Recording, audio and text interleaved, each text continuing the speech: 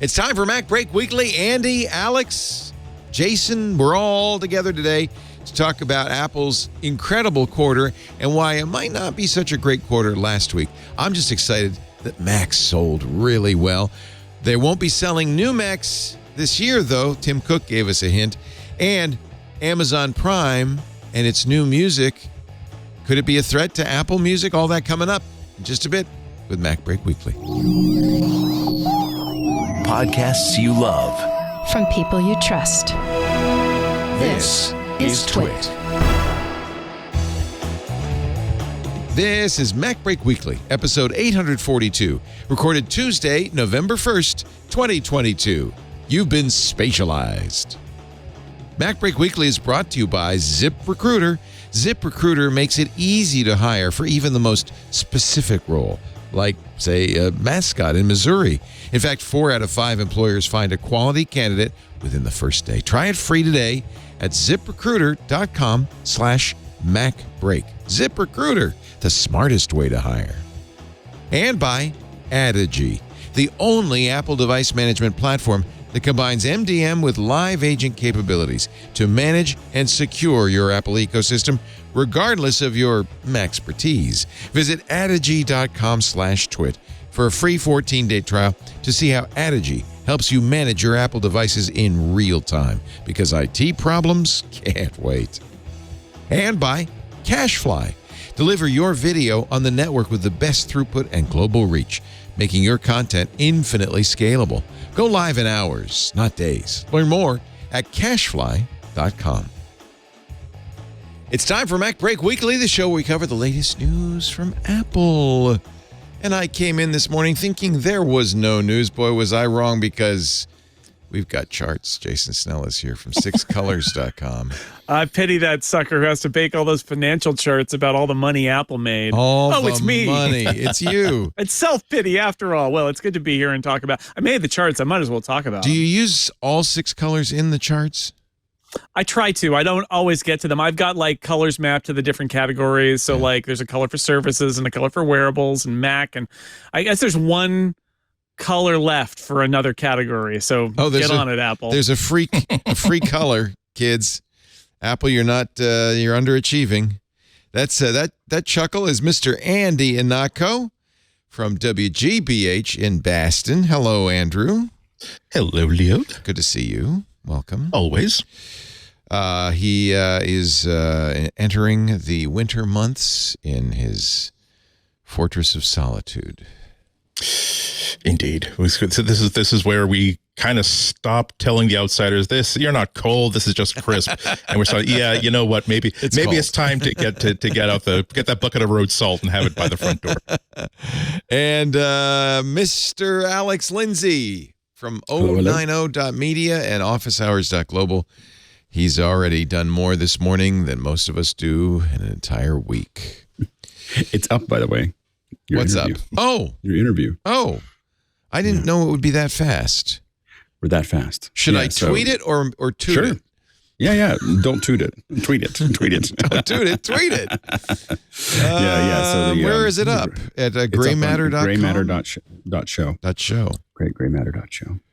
And this is the interview I did last week, Thursday or Friday. Wow, that was fast. Boom. Season 1, episode 13.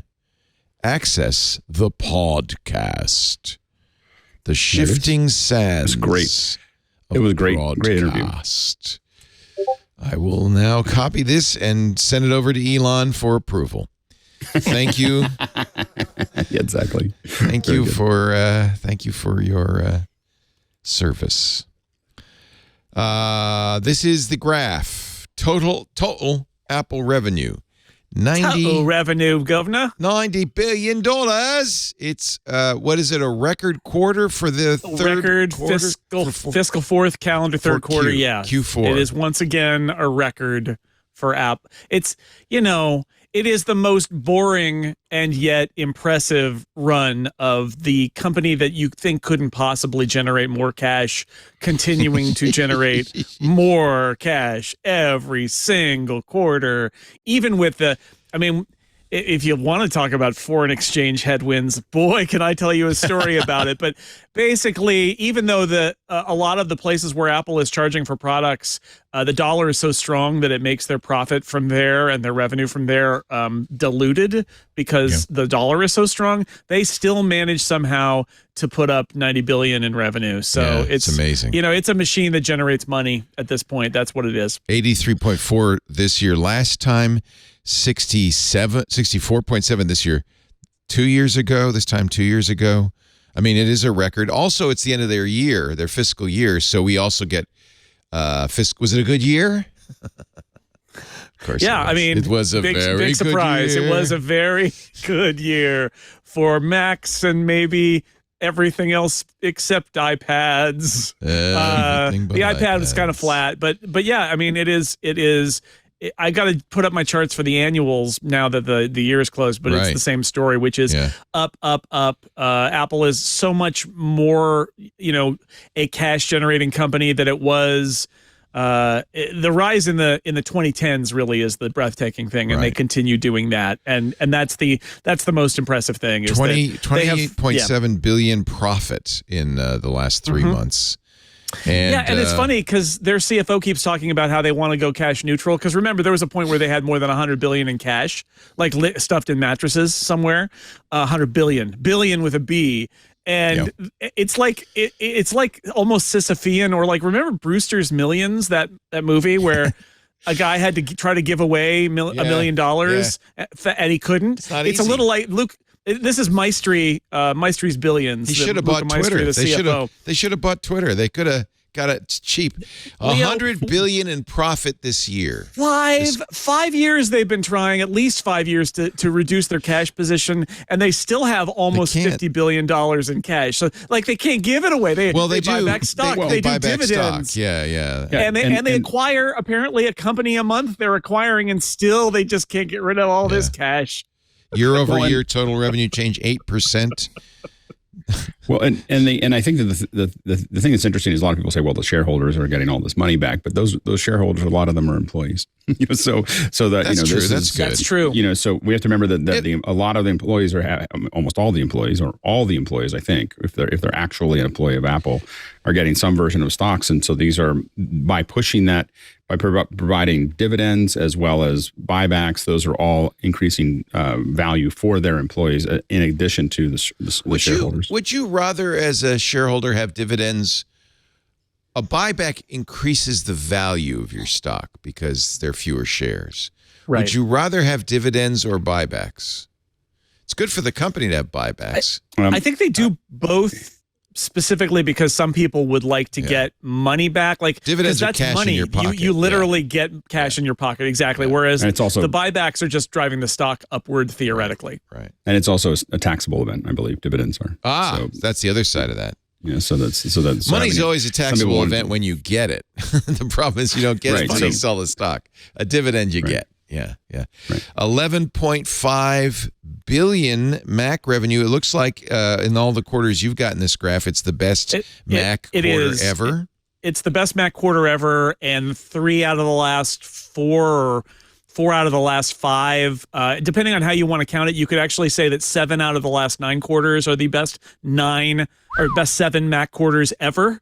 I actually think maybe it's even true that like the last 9 quarters are the 9 best Mac quarters ever. The Mac has never generated as much revenue as it is now. I'm glad to hear that. As a Mac lover, I'm glad to hear that. And it's weird because sequentially it's way up from last quarter, but the reason that Apple went into, if you remember back to this like late spring, early summer, where we were all trying to buy Macs, like Mac Studios, and they were a 3-month delay. Yeah. Basically, all their factories that assemble Macs are in Shanghai, and they shut down, and they spent most of last quarter behind, and so they didn't sell very many Macs last quarter because they couldn't get them. In fact, revenue last quarter was down 10% year over year, but it was up 25% this year. They fulfilled all those orders, fulfilled a quarter's worth of orders, and filled the channel with Macs, to go on store shelves or be it Amazon or wherever. And that's part of the reason it was up so much this time, is that they were really kind of fulfilling the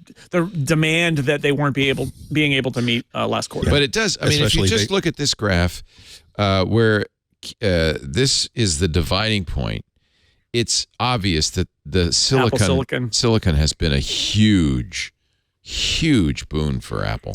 And in the PC side, Intel and Qualcomm are still struggling to do anything like the efficiency of this Apple silicon.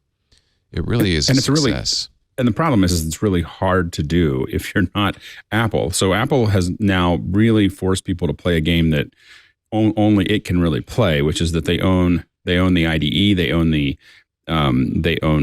operating system, they own the hardware, and by doing that, it allows you to integrate a bunch of pieces that everybody else has to find their way to a consortium. They have to all agree on it. So you have all these different companies with all these different ideas of how they want to run it, and they have to all agree to build something that looks like an M1 or an M2, and that is incredibly difficult. Or as I would put it, it's a walled garden all the way down. Yeah. Right. Yeah.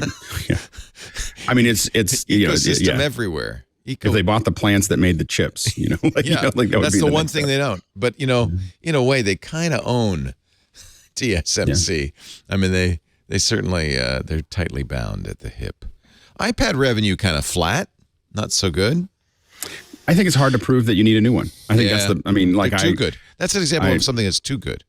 Well, it's that I don't think that we're seeing very many apps, and this is the problem that PCs have, is that Excel runs as fast as it's ever going to run. And so there's just a lot of people that only use a basic version. That there's a lot of PCs out there, but they're not all being used in a creative area that really pushes the envelope. And so there's not many times when you feel like you hit the top end of your iPad with the apps that are out there. And I think that's a real challenge, is to encourage I think that.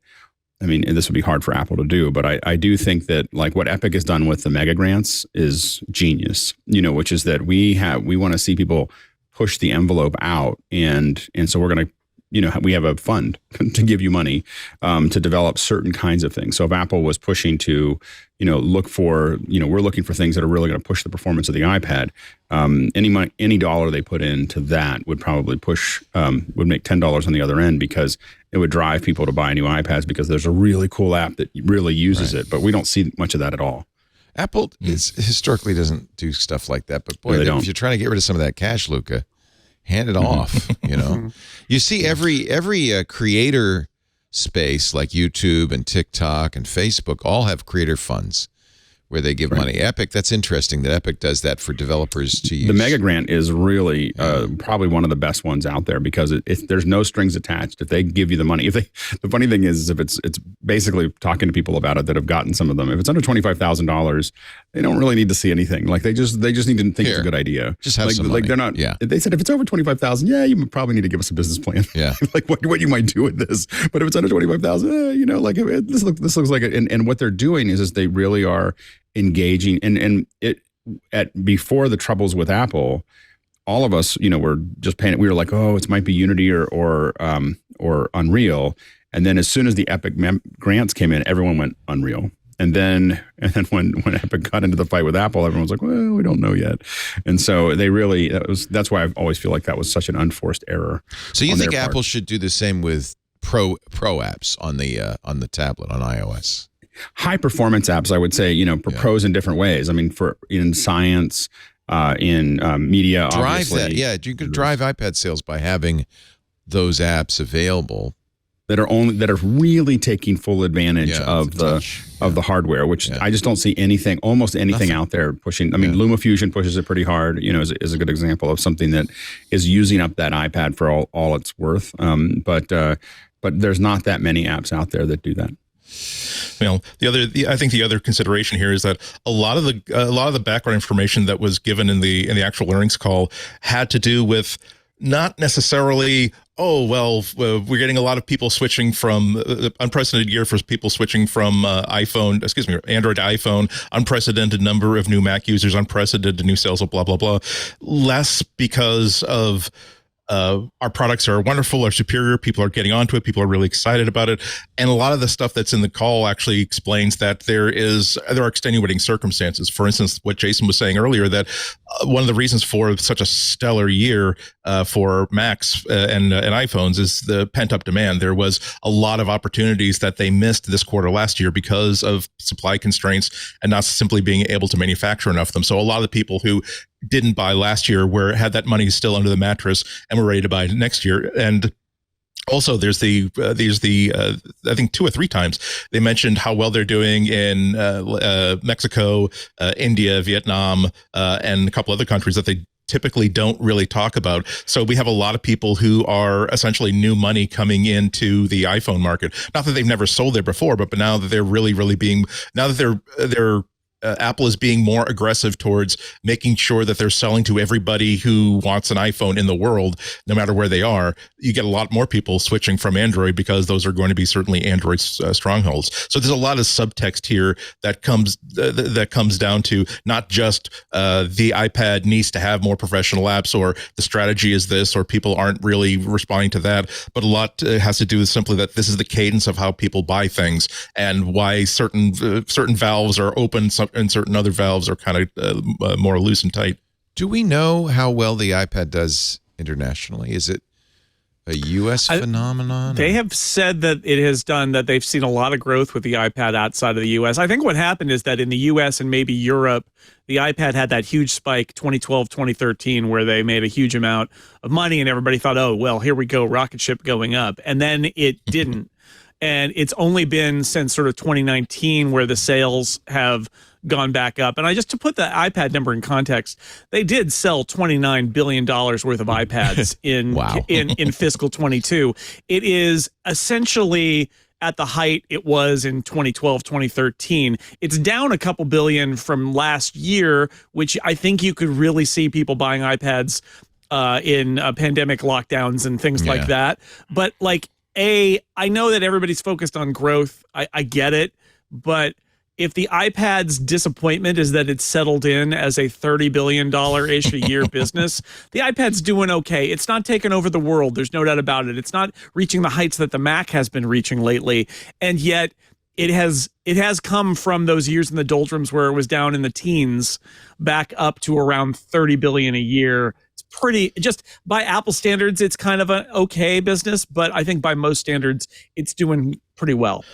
Yeah. Also, you really have to compare the tone of this call with all the other calls that a lot of us have been reading for the past week and a half, where you have Facebook's, which is like, we lost half our value over the past year. And basically Captain Queeg is going to be chasing that white whale all the way down to the bottom of the ocean. Google saying we did well, we didn't grow as much as we wanted to, but here are reasons why the investments that we're making in the future are positive investments. We are very aware of the challenges that face us, and we're addressing them. Whereas Apple is, we made a fortune. We would have made a little bit more of a fortune had it not been for A, B, and C. And by the way, please, we're not going to be this successful every quarter. I mean, that was almost a direct quote. Like, we are not going to have a record quarter every quarter. Come on. I mean, even Lewis Hamilton sometimes doesn't win the F1. Come on. The whole upbeat tone of this thing, especially when you have things to be upbeat about, it really is interesting compared to every other call that we've been reading and listening to for the past week or two. Captain, by the way, it was Ahab who chased the white whale. Captain Queeg was looking for the strawberry ice cream in the freezer. It was gone. It was disappeared. In my defense, either one of them would be a better CEO at Facebook than I know I do charts, but I don't normally watch financial television. But right before the Apple results come out, I like to turn on CNBC and see what they're saying. Yeah. And they were pulling their hair out. I mean, they're like, "Oh God, tech industry, it's destroyed. Apple's going to destroy it further."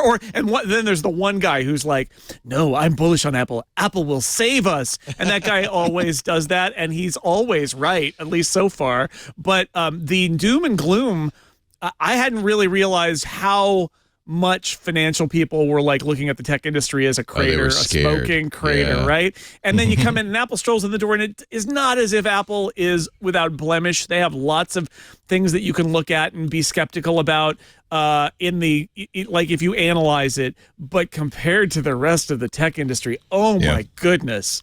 Yeah. Philip Elmer DeWitt was on TWiT on Sunday, and he pointed out the graph that he had borrowed from the Wall Street Journal that shows how the tech industry has done in the last month. And the Meta is at the bottom there. Look at that. Look at that drop right there. Amazon next up. Look at that drop right there. Alphabet next. Look at Apple. Hey, wait a minute. But, and I pointed out, and it's funny, the market has and investors have so little memory. A lot of this drop was because of a big spike in COVID. And we went back and looked at share prices pre-COVID and today. In almost every respect, all the tech companies are up versus January 2020. So it really was that they just had and you brought this up earlier, Jason. They had a big bump in during COVID, and now they're coming off of that a little bit, and there's some shrinkage. Oh, and if you're focused on growth, it's hard, right? Like they have a term, and boy, all this jargon that I've gotten to learn covering this, it's called the tough compare. Tough compare. But what does it mean? What it means is if you're focused on growth and you're looking at year over year, what did they do in the year ago quarter versus now? And then you have a big COVID bump where people are like buying laptops because they have to work at home and they're buying iPads and for their kid, for school and all that stuff. Well, that's great, right? The sales go way up. But in the back of your mind, if you're Luca Maestri and Tim Cook, you're thinking, how are we going to beat this next year when we sold all these this year? And that's, I think, maybe the real levitation that Apple's done is they managed to sort of maintain up there because, it's just year over year compare. If you have a big spike, you're going to take it in the chin the next year because you can't. But remember, it's very hard to match. This is the mismatch between investors' priorities and what should be a company's priorities. Investors only care about how their stock did over the last quarter. Companies raked in trillions of dollars in windfall profits over the last 2 years, all of them. And I think to some degree companies would like to pretend that didn't happen because they don't really want people to think about how much money they made while the rest of us were suffering. Alex? Well, I think that the other thing is that Apple, what Apple's done is almost impossible. Like, and it being able to build a vertical market at this level of your phone and your wearables and everything all integrated together. They own the OS and the hardware and all those other bits and pieces. It's an almost impossible thing to do, but once you get to the other side, it's almost impossible to compete with because you have, we're looking at good Mac numbers, but they're still 10% of the market. They have 90% in front of them, to take. Well, that was another question I was asking on Sunday was, has Apple saturated the market? And everybody said no. God, no, not even close. But it may be in the U.S., but internationally, there's a lot of growth potential. Yeah. Well, but also, they haven't even saturated in the accessories. HomeKit is a good example. HomeKit's a disaster. If Apple decided that if they just gave up on this HomeKit program and said we're just going to make a thermostat, a lock, of a outlet, they would double that little. They would have a little sliver in there that's 10% of the revenue. That's all those things, and at some point I think they're just going to give up because the industry. The home automation industry just won't commit to Apple, and so at some point Apple has to just say, well, we're just going to do it ourselves. And if they do that and they do those five things are like 90% of the market, right? Should point out I don't understand that statement. What do you mean they won't commit to Apple?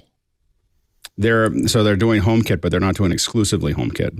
They want to be in Zigbee or something else, and so they have all the stuff. Well, they have all the stuff. Matter. You know what? The home automation is a mess. It's still it's a mess.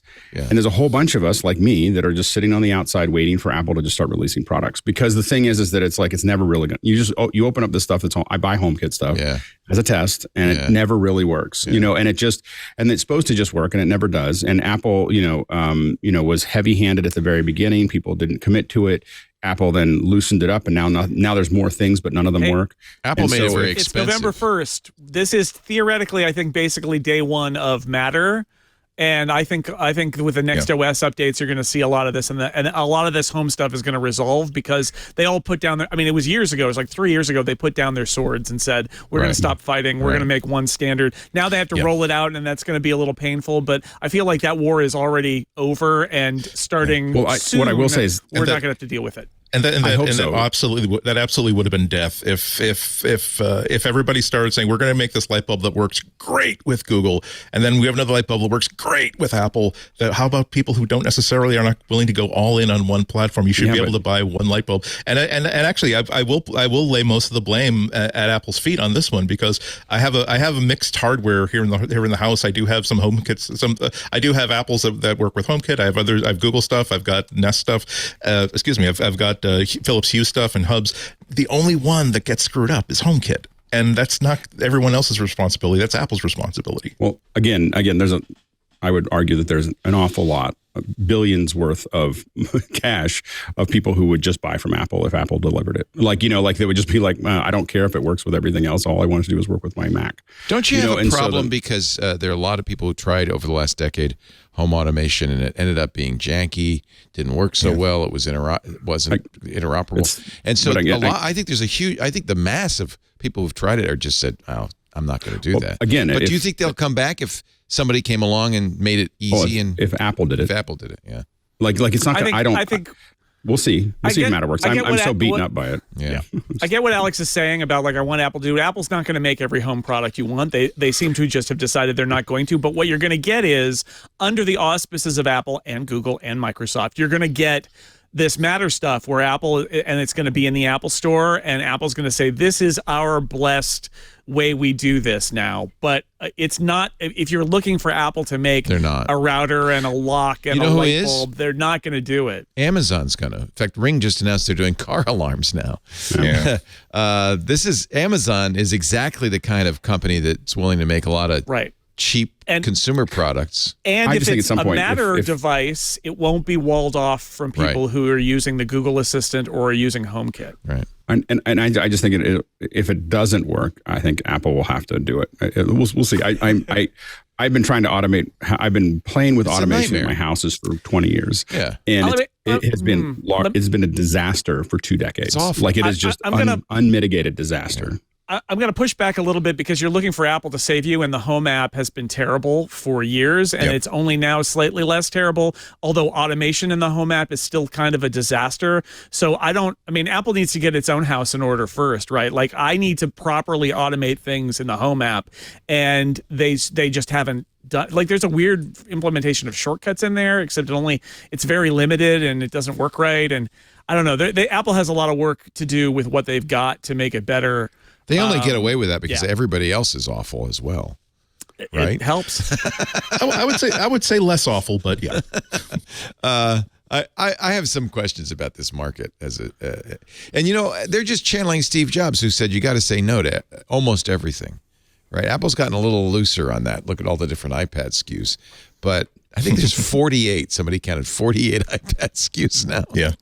I want to take a little break. We'll come back. I want to talk about the future, too, because Apple was not quite so sanguine about the next quarter. Also, services. But first, a word from our sponsor. Are you hiring? First of all, 1, yay, thank you.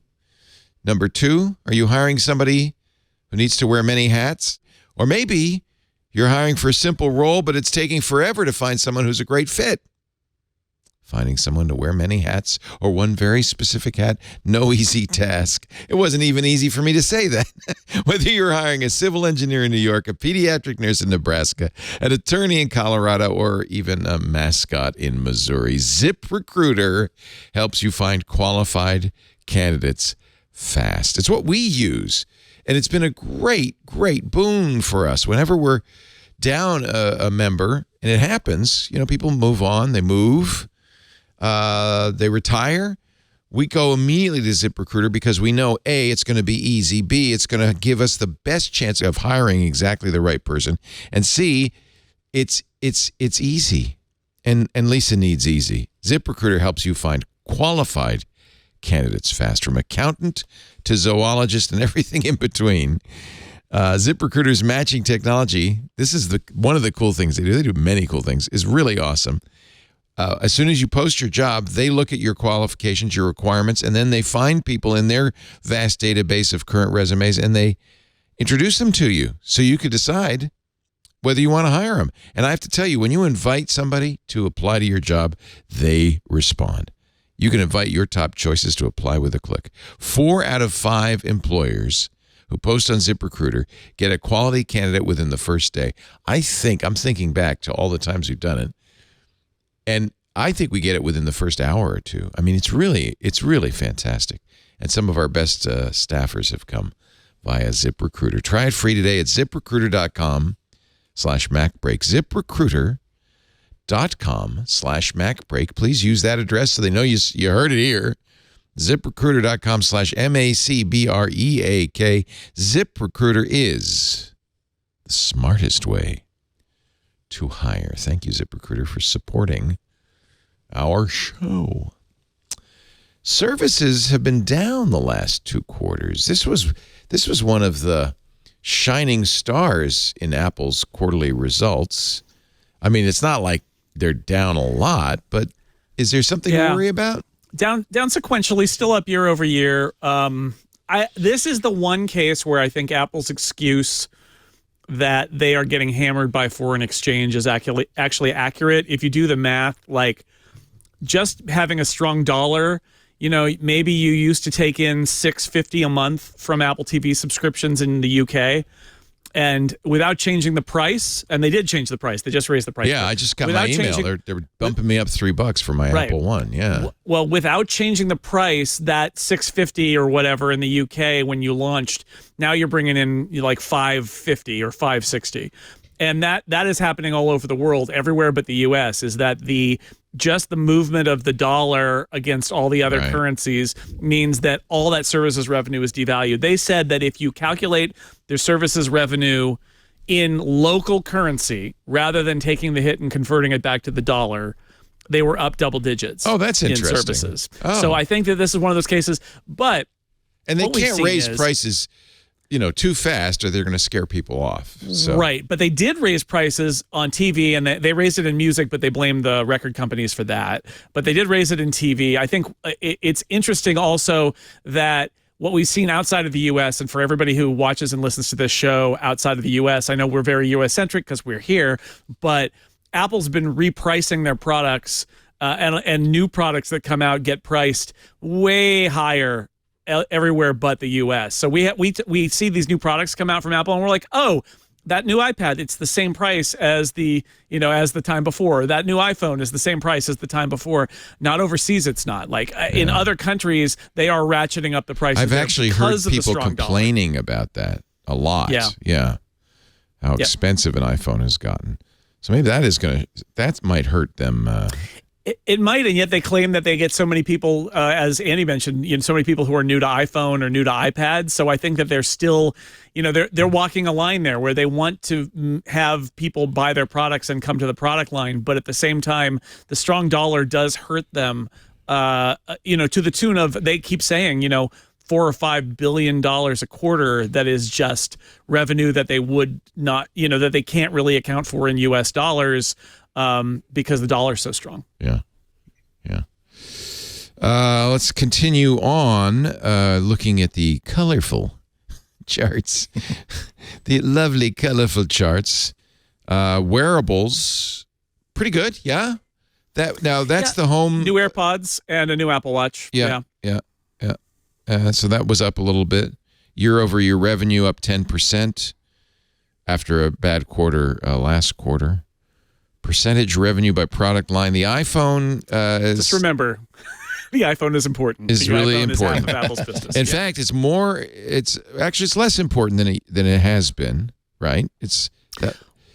Seasonal, slice right? Is smaller, yeah. Yeah, but that is a very seasonal thing if you look at the spike there, where the iPhone is like next quarter, the holiday quarter, which is also the first full quarter that the new iPhone see another one sale. Of these dips. It will be more like every 4 quarters. Yeah, it'll be more like 55 or 60% of Apple's revenue, whereas this time it was down in the 47-48% range. But it is interesting. Never forget, it is interesting that services have become the second biggest revenue producer. Yeah, that's true. Yeah. Well, it is almost free money compared to hardware. So right. Oh, and the thing that it doesn't. This is an amazing thing about it. We're looking at revenue, right? We're looking at pure revenue. One of the things they mention the margin, the profit margin on this. And the profit margin on that services revenue is enormous. Yeah. They make so much profit on every dollar that comes in through services versus with hardware where they have to build the hardware and ship the hardware and deliver the hardware and maybe repair the hardware. The services, it's just sort of like free money. It's not quite free money, but it's real close. It's rent seeking, as many have pointed out. Well, they do have to actually like pay the musical artists, or they have to make those expensive Most of it's from TV the App Store, shows and all of right? that. Most of it's from the App Store. But on the App Store, that is just cash to the bottom line. Pure money. They were also quick to point out how their growth in not just having people who are having services accounts, but number of paid accounts. They're saying there was another record year for like actual paid numbers, more than 900 million paid subscriptions across the services on our platform, up more than 155 million during the last 12 months alone, and double what we had just 3 years ago. Though I don't know, that was another one where I kind of had a question mark on, where does that include people who accepted your offer of like a paid bundle, so that now instead of paying like $10 for 20, instead of spending like $30 for 2 subscriptions, now they're spending $30 for 4 subscriptions, and that accounts for 2 more paid subscriptions per user? I don't know. So basically, a record quarter, we knew it would be, but they said the future is not so bright. Well, and I think that they will sandbag. Apple is notorious for sandbagging. They don't sandbag as much as they used to, though. They don't. They used to. They were told not to. Yes. They were told not to. Right. Like they were sandbagging, and I think it was the SEC. You can't sandbag that much, dudes, because their estimates were painfully low. Yeah. So. Yeah. So they warned that there were still going to be issues from foreign exchange that are going to hit them, and that they expected to decelerate. Another great financial word that they like to throw out there: decelerate their growth. So that means grow, but not by as much. And we don't know what that means, but what that means is that it will be less than whatever 8% growth next quarter. Now, again, holiday quarter is traditionally Apple's biggest. And yes, that means last year's holiday quarter was the biggest Apple quarter ever by far. What is unclear is, do they think they're going to beat it? Do they think they're going to come in under it? That they didn't say. All they said, because everybody, and especially Apple, has used COVID as an excuse now, where they're like, well, we live in times of uncertainty, so we're not going to give a forecast. They used to sandbag their forecast, and then they were told they needed to be more realistic with their forecast, and they got more realistic. But the moment that they could just not do a forecast, they stopped. So so all we know is they think that they will grow less than 8% next quarter, year over year, and that could be 7% or 2% or minus 10%. Who knows? Elon has now announced it's $8 a month to keep your blue check. By the way, that just totally worth it. Out. And I have canceled my subscription. Yeah, it's official. He just tweeted it. Mm-hmm. Twitter's current Lords and Peasants system for who has and doesn't have a blue check mark is BS. Oh, actually, there was a reason for it, but okay. Power to the people. The reason was Tony La Russa was so mad that he sued Twitter because there was a guy impersonating him, and Twitter's response was, well, we'll give people who really are who they say they are a blue check mark. So it wasn't about Lords and Peasants. And now it is about Lords and Peasants, by the way, because it's about people who could spend $96 a year for a blue check mark. So, Elon, it's actually the opposite, what you just did. But okay. I know this is going to be a side thing, but this is just, I keep being reminded of that scene in the comedy Bananas, where the revolutionary finally is the president and makes his first proclamations, and they're all just insane. Like, underwear will be changed 6 times a day. Yeah. All underwear must be worn on the outside so that we can check. Anyone who's 28 years old is now 20 years old. Elon also says you'll get priority in replies. I don't know what that means. Mentions and search, which is essential to defeat spam and scam. Oh, I guess maybe you won't be downgraded because you might be spam or scam. Ability to post long video and audio. Half as many ads. And paywall bypass for publishers willing to work with us, which is interesting because publishers have just mentioned, including 9 to 5, that they are no longer going to be paid, and there will no longer be free access. So anyway, I just thought I'd update you, and let me tell you how easy it is to turn off your Twitter Blue subscription. I was grandfathered in at $2.99. I just went in my Apple subscriptions. Thank you, Apple, and turned it off. Back to next quarter. Are they sandbagging? No. No, I think that it's reasonable for them to say it ain't gonna be great. They don't want to tell us, and I think, here's what I think. Who nobody knows, but my guess is they're going to be like, well, deceleration, blah, blah, blah. And then when they post a 2% gain, which means that it'll be their record quarter of all time, they'll be able to say, look, I know it's only 2%, but we told you, and record, and they'll just kind of skate. That's my guess. Maybe I'll be proven wrong. One of these days, they're not going to levitate for a quarter, but I don't know. They have done it in so many successive quarters that I got to think that it's going to happen again, and that they're going to post another record quarter, but maybe only by a little bit and not by a lot. Well, of course, we'll find out in 3 months. Yeah, check back in more charts. I am very happy that the Mac does well. I understand why the iPad's, just basically flatline, humming along, we should probably say, instead of flatline. That sounds like it's dead. I think Apple could change that next year. Important note, Mark Gurman and Tim Cook at the analyst call said, what did Tim say? He said, we've got all the products we're going to have. He said, we love our retail people, and we are totally set with what we're going to have in stores for the holiday season. Like, totally set. Totally set. And then also they said next quarter, remember we had the MacBook Pro launch last year, and so it's going to be a tough compare. And the implication there is, well, we're not doing a MacBook Pro launch this year, so tough compare time. So, and then Mark Gurman came out and said, it's going to be next year before we get that Mac Mini and MacBook Pro update that we thought might happen this month. And that also may mean that they think that they're going to do okay without those products this quarter. So why not put them in the next quarter? It's that means that they have they're fairly confident that this is going to be a good quarter for them from what they already have in the pipe. Yeah, I think they also say right at the top that they don't expect supply constraints to affect their future business, that they are able to, whatever their problems were last year, they're kind of on top of them. So they remove that as an excuse for bad performance for the next quarter, probably. The old legacy nodes, another one of those things that's a term that I didn't know before. The idea that basically there was these chip shortages all over the world with like Bluetooth chips and other stuff that was like old tech, but hard to come by. And they said, it's not a problem anymore. Now, they did say some of that stuff is more expensive than it used to be. But so it may not be clear for everybody, but it's clear like for Apple's purposes, they can get everything they want, even if they have to pay a little more for it. But that will allow them to fill all orders that come in, and that's a big step for them, because I think Tim Cook has hated that, right? Tim Cook hates it when somebody says, "I want to give you my money," and Apple's like, "Oh, we can't give you a product for 6 weeks." He wants to hand them that product right then. That's his whole thing. So they seem to be back in balance there. And by all accounts, it looks like they're going to become more and more vertically integrated that way. I mean, they're, the M1 is the beginning, but they've made mention of it before. Like, what's slowing us down is all these external chips. So they, I think that they're going to continue to fuse more of those things. Maybe not on the chip, but it sounds like they're going to keep on customizing those until they're the only customer for the chips that they use.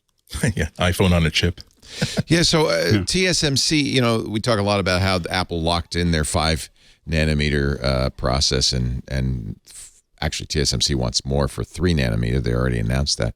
But those legacy nodes, some of them are 16 nanometer. TSMC doesn't make all of them. So a lot of this comes about by paying companies to build plants to make this, accelerometer chip or whatever. Yeah, or Wi-Fi or Bluetooth. I mean, this is why there are lots of cars that are not available or weren't available, or other like gadgets where you're like, why is this even a thing? And the answer is there's a chip in there. Try to get a Raspberry Pi. Well, yeah, I tried to get a Raspberry Pi is a good example. Panic has their little Playdate game thing, which is really great, but they had to like slipstream in a different processor because the low, not particularly cutting edge processor that they were using just basically went out of availability for a year. Yeah. And they're like, well, what do we do? And it's not cutting edge at all, but it's one of these legacy nodes that's being used for other stuff. So that seems to be clearing up now, which is good news for all of us who are like, I want to buy a Raspberry Pi, or like that thing that I talked about last week, some embedded system that's got a little Raspberry Pi driving it. And you, for the last year, you go on these websites, they're like, here's an incredibly cool thing you can build with a Raspberry Pi. Step one, do you already have a Raspberry Pi? Otherwise, come back in a year or two, because we haven't been able to buy them. I really enjoyed on the you probably saw this on the TWiT forums at twit.community. Somebody said, what the hell was that thing Jason talked about? And then what was the thing that Alex they didn't understand. Patchouli fan says, I know I'm about the opposite of a tech nerd, but is it bad that I have no idea what Jason's pick of the week was or what it does? Yeah, well, let me give you the elevator pitch. It's a little computer and a screen that is so low power you can run it on a battery, and you can program it to show whatever you want. Yeah. Kind of a number of us jumped in to try to explain. I don't know if Julie Fan was satisfied. And then she says, because then along came Alex's picks, which mystified me even further. Andy, you're letting us down. Get weirder, okay? Oh, your pick. I don't remember what I was talking your about. Your pick was the thing that lets you see what the shot's going to look like through your iPhone. Oh, Artemis. Yeah. Which is useful to only somebody who's making a movie. Like a film? Well, I feel like that's my role here, is to provide. I am not complaining on either count. I thought it was hysterical, but in fact, I celebrate it. That's right. Look at the weather. You see, it's raining. And mine's we just know a lens preview. Lens preview is all it is. Yeah. Lens preview for big lenses. I never want you guys to be less than the ultimate geeks that you are. Gotta be nerdy. Gotta be nerdy.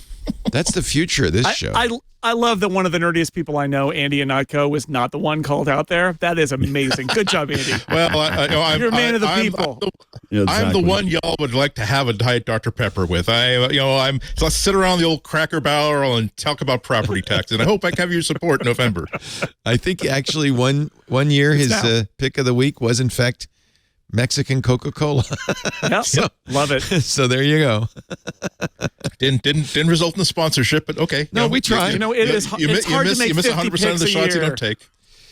It's going to be. It's actually going to get harder and harder, I think, for us to make money as podcasters. This is one of the things that we talked about on the Gray Matter podcast with Michael Krasny. The future is not bright for podcasting. Now Amazon has announced. And actually, this hurts Apple, too, I think, a little bit. If you are an Amazon Prime subscriber, you will have the full music catalog of 100 million songs available to you, plus ad-free podcasts. Now, this is kind of like Apple's $5 iTunes thing, right? Because you can't say play a particular song. You're going to get shuffles and stuff. But I bet they know that most people, that's fine, right? I don't that often ask for is it really? Is it? Well, maybe it isn't for you. I don't know. I thought, Well, the thing is the compelling power of I want exactly what I want and I want it for free as an entitlement. Never underestimate the power of that. There are people who are saying, well, how about if we charge you less for Netflix, but you get ads? No, I should be able to share. Well, my class reunion should be all people who share the same Netflix passwords, those passwords. Bastards trying to, So I think that people will gravitate towards free. They might gravitate towards piracy as well. For people, it's not the ease at which it is possible to find that thing that you want to find for free without DRM is the bar is becoming lower and lower and lower. And I think that a lot of these services are going to have to respond to that. But free content is becoming table stakes now. If you want people to get on board, you're going to have to give them stuff for free, and then you're kind of have to kowtow to them and give it to them in a way in which they are demanding it, because it may be right, may be wrong, but that's the market that's out there. So you can ask for an artist, but it'll shuffle play the artist, or an album, but it'll shuffle play it. You can't listen to the album. Artists must hate this. In order. You can have a playlist you can ask for. You can have personalized playlists. It's actually pretty much everything except for I want this particular song. I think it probably depends how you're listening, but remember, if you're using an Amazon Echo to ask for this stuff, Yeah, but a lot of the market has changed. Not to, I mean, obviously people aren't buying tracks anymore, but a lot of the marketing has changed to people don't listen to necessarily to albums, they listen to playlists, and they often listen to them through smart assistants, so that they're saying, give me the Flash Funky 80s playlist, and the songs that are in there are going to get the play. So it's not so much here is an individual track that got a lot of attention and become the hot track of the summer. Is that these thanks to marketing, thanks to ad dollars, these tracks that they want to promote got into popular playlists that are being promoted, that are at the very, very top of the service for people who are getting this thing for free, and people who are just asking for, I don't care what you play me, just play me songs that are like this through their smart speakers. It's another step into turning music into wallpaper. And I suspect people like you, Alex, who are more discriminating, you'll buy Apple Music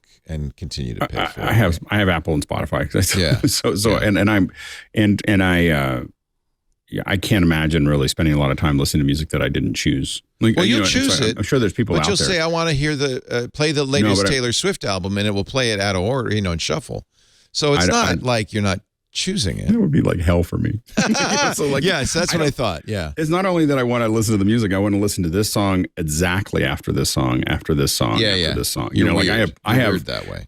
I have like 80 playlists. I used to be a music director. But you can make a playlist. And you can say, I want to play my playlist. Look, this is basically the music catalog of Apple Music or Spotify without any fee. You're already paying the Amazon Prime fee. Sure. I'm just not going to use it. Doesn't appeal, does it? Like, it doesn't mean anything to me. The thing that worries me is Amazon Prime. I take advantage of Amazon Prime every time I order something, which is almost daily. So I'm fine with what I get. This is another big step killing RSS podcasts, the stuff we do, independent podcast networks, because they're going to offer ad-free versions from CNN, NPR, the New York Times, ESPN, and they own Wondery, so all the Wondery podcasts, and basically those podcasts are pull off RSS, and they're ad-free, and I know this is kind of inside baseball, but Jason, you do a lot of ad-supported podcasts. I feel like this is tough for us because now they're getting us on both sides. They're making it harder for us to sell ads, because they're pulling these all in-house and they're selling the ads with lots more demographic information, lots more, tracking. Or, hey, don't have any ads at all. And it's hard to compete against. I mean, you can't listen to TWiT without ads on Amazon, but maybe... Yeah, it's tricky, too, because you're talking about... It's similar to that Elon Musk statement about we're going to give this money back to the creators. It's like, no, you're not. You're going to keep it for yourself, right? That's the question is, what's the strategy? And if it's I think the dream of everybody with these podcast things is that they eventually want to be like YouTube or TikTok, where they have a bunch of creators and the money goes to them, and then they are kind enough to give some of the money to the creators. And anybody who's worked under that regime will tell you it's not so great. It sucks. And that's why YouTube creators have Patreons, because the YouTube money is not good enough, and it doesn't work that well. And the nice thing about podcasts up to now has been we get to have some control and can set it up and say, no, we'll take care of this. And big companies are like, no, we want to be the middleman for you. And it's like, we don't want you. We go away. We don't want you. But if that's where the listeners are, you can't tell them to go away. So we'll see how they do. I mean, people say a lot, big companies do a lot of declarations about how they're going to change podcasting, and they haven't done it yet. But Spotify is the one that's had the most, I think, success. A lot of people are listening on Spotify. Yeah. Well, if you want to hear Rogan, you got to. And people are in that app, right? And I think that there's some sort of I don't want to say laziness, but let's say inertia, where it's like, well, you're already in Spotify, right? And now you want and there's a podcast and you listen to it, and suddenly, I mean, you surely have seen it, and we've seen it. The percentage of our listeners across various podcasts listing in Spotify, it's not huge for our nerdy tech podcast, but even there, it keeps going up. Like, it keeps going up. It works. Yeah, this is the principle of good enough. It's like there's so little difference between streaming music services at this point. You can say that, oh, this one has spatial audio, this one has high resolution music, but for the core feature that people want, like launch app, hear music, there's so little difference between the three that whichever one got their loyalty early enough, there is, as Jason says, the inertia. There's not enough going on in a competing service from Spotify that would make you switch from Spotify to something else. And even though I do prefer Spotify's overall interface to Apple Music and pretty much everything else. But again, a lot of it is just that it's good enough. It gives you there's such little differentiation between them that it's hard to really get people to say, you know what, I'm ditching this. I'm going for that. It's going to be it's an interesting world where these silos are just, it's such a strong economic driver. Look at Apple. There's so much incentive for a company to do this, and it's just the way it's headed. It's a little scary. And I feel bad. Screw podcasts, who cares? But I feel bad for musicians because I really feel like music is being turned into wallpaper for a whole generation. It's just, It doesn't matter what you're listening to. It's just music. It's in the background. It's like being in a Vegas casino. It's just a bunch of songs. But I will say one thing. It's nice that there are so many different ways to discover music right now. There's so many different ways for music to come to people's attention. And as soon as you hear that, wow, there is this artist named Lizo, and some people are kind of upset because she was playing a flute. Wow, there's a hippo, and I wonder what this Lizo person is like. And then seconds later, you can be listening to her entire catalog and suddenly become a big fan of hers. Whereas before it would have been, I don't know if I want to go to a record store. I don't know if I want to spend $10 on taking a flutter on a CD. I may or may not like it. I hope it balances out in terms of bringing in new fans and new. I'll tell you one thing. I have, of course, purchased the entire Lizzo catalog, but I bought it again so I could play it in Beat Saber. And that is a lot of fun in Beat Saber to play Lizzo. Mm-hmm. Yeah, I mean, I look at the just the sheer volume or breadth of understanding my kids have of music because they don't have to buy it. So, the thing is that my daughter, she can play you for hours. She can play you big band. She loves big band.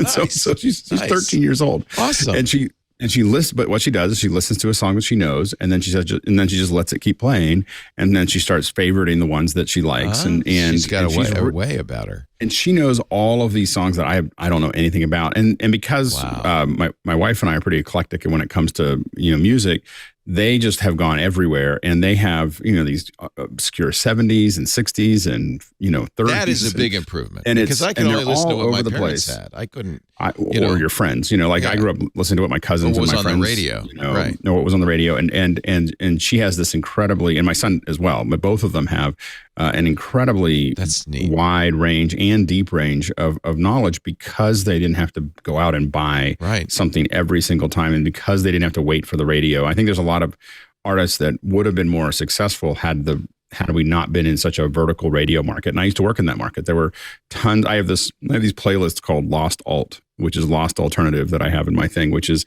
bands that never made it.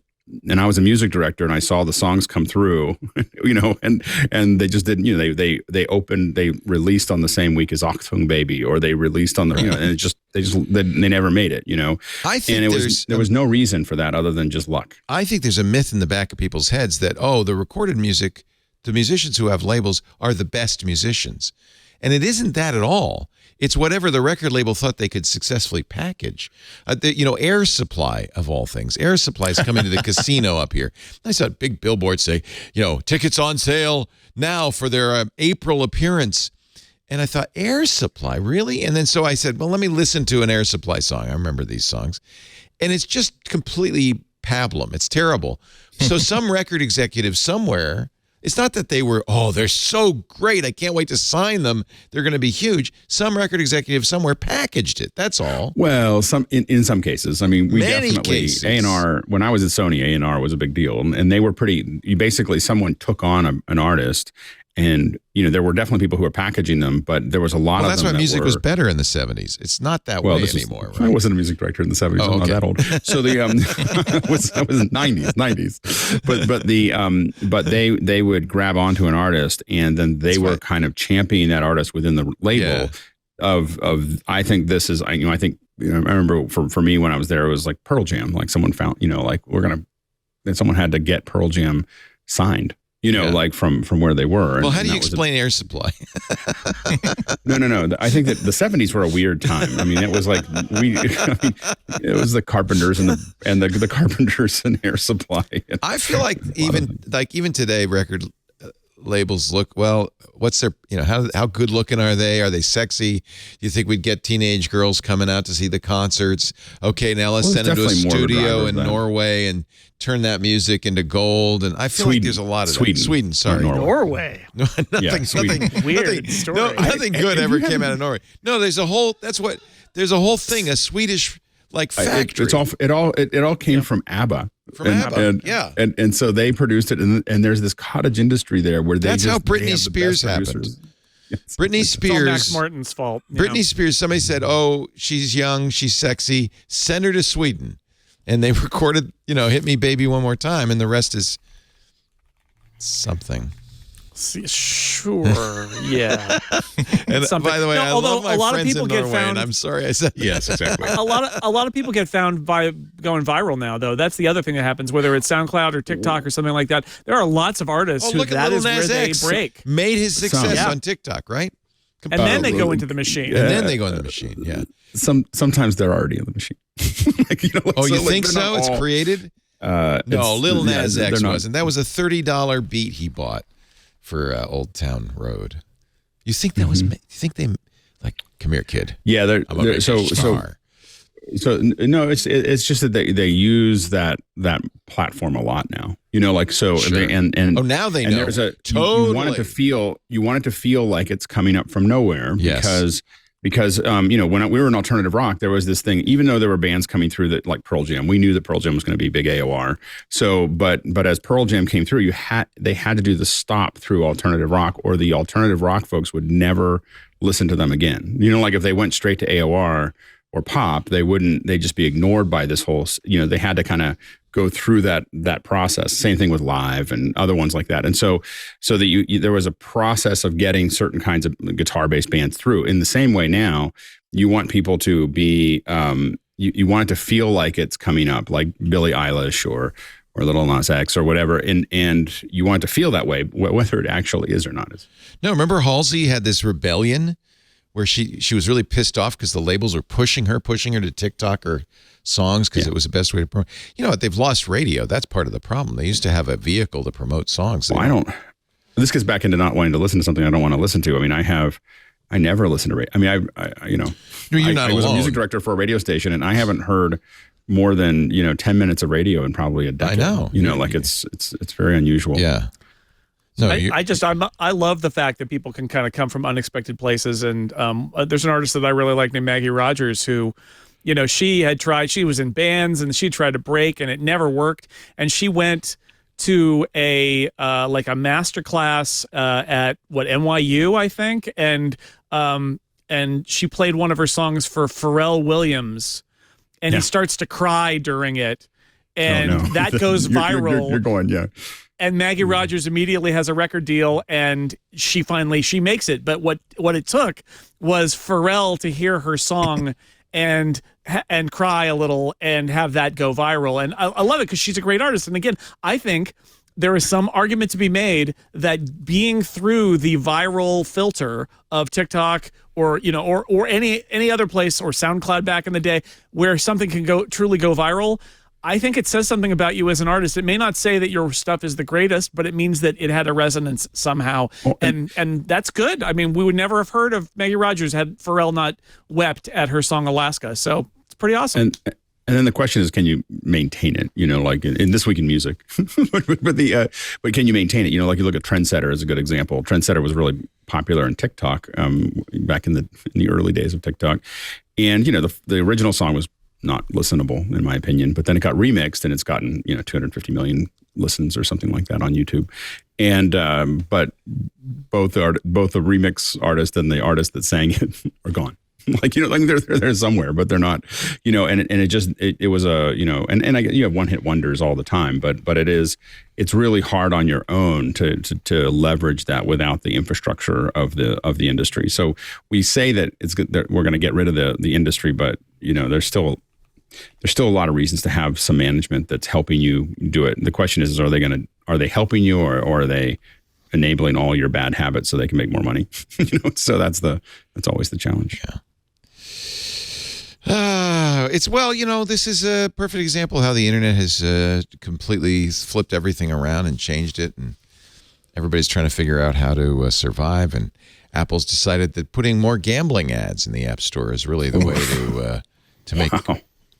that went really bad, really fast.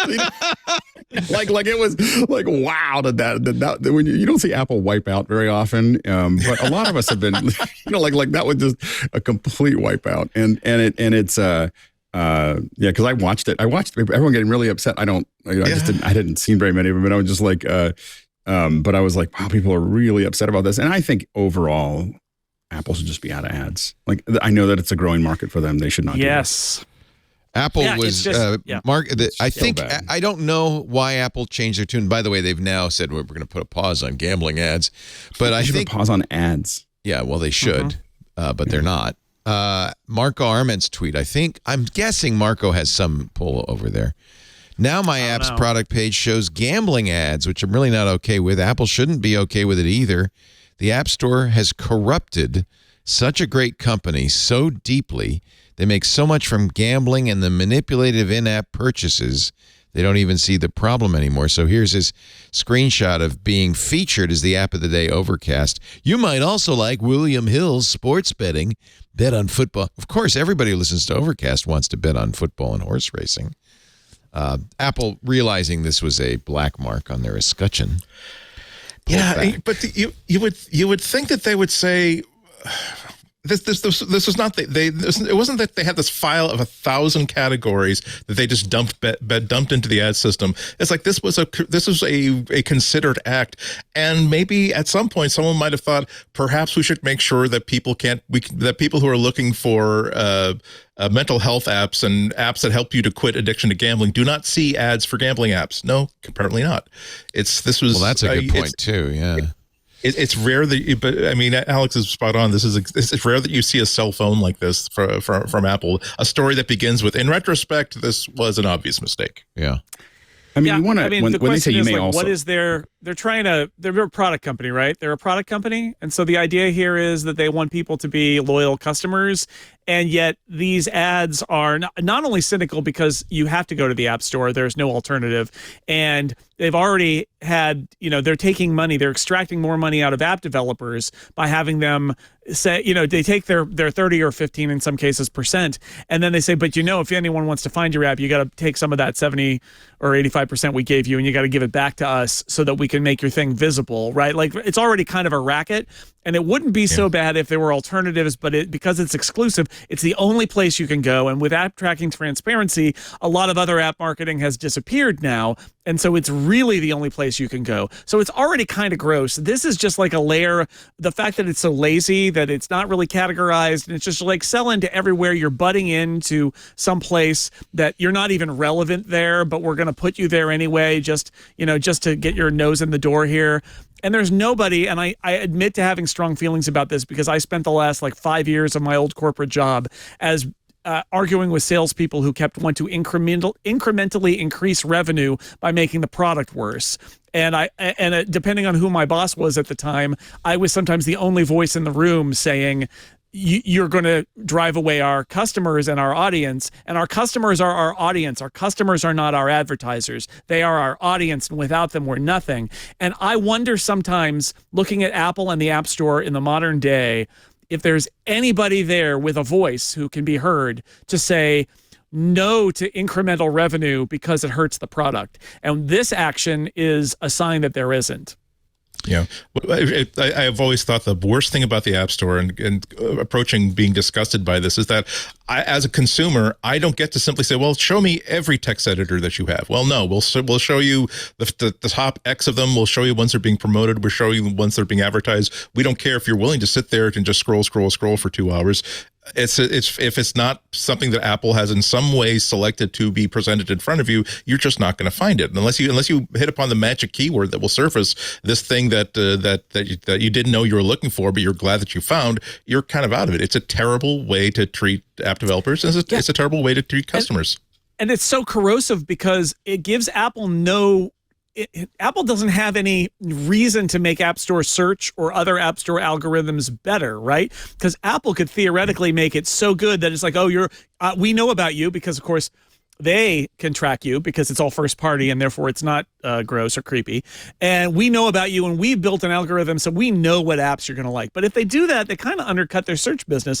So they just don't. And the search and the algorithms in the App Store aren't very good. So it's corrosive on that way. And then John Gruber made a good point on Daring Fireball this week, where he pointed out how the perception among members of the public is that all of those App Store editorial stories, where there's actually an editorial team at Apple who writes stories about apps that they think are cool, and it has nothing to do with paid placement. It's entirely editorial. I mean, it's marketing, right? Because it's the App Store and it's Apple, but it's entirely the decision of the people in App Store editorial about what they want to feature.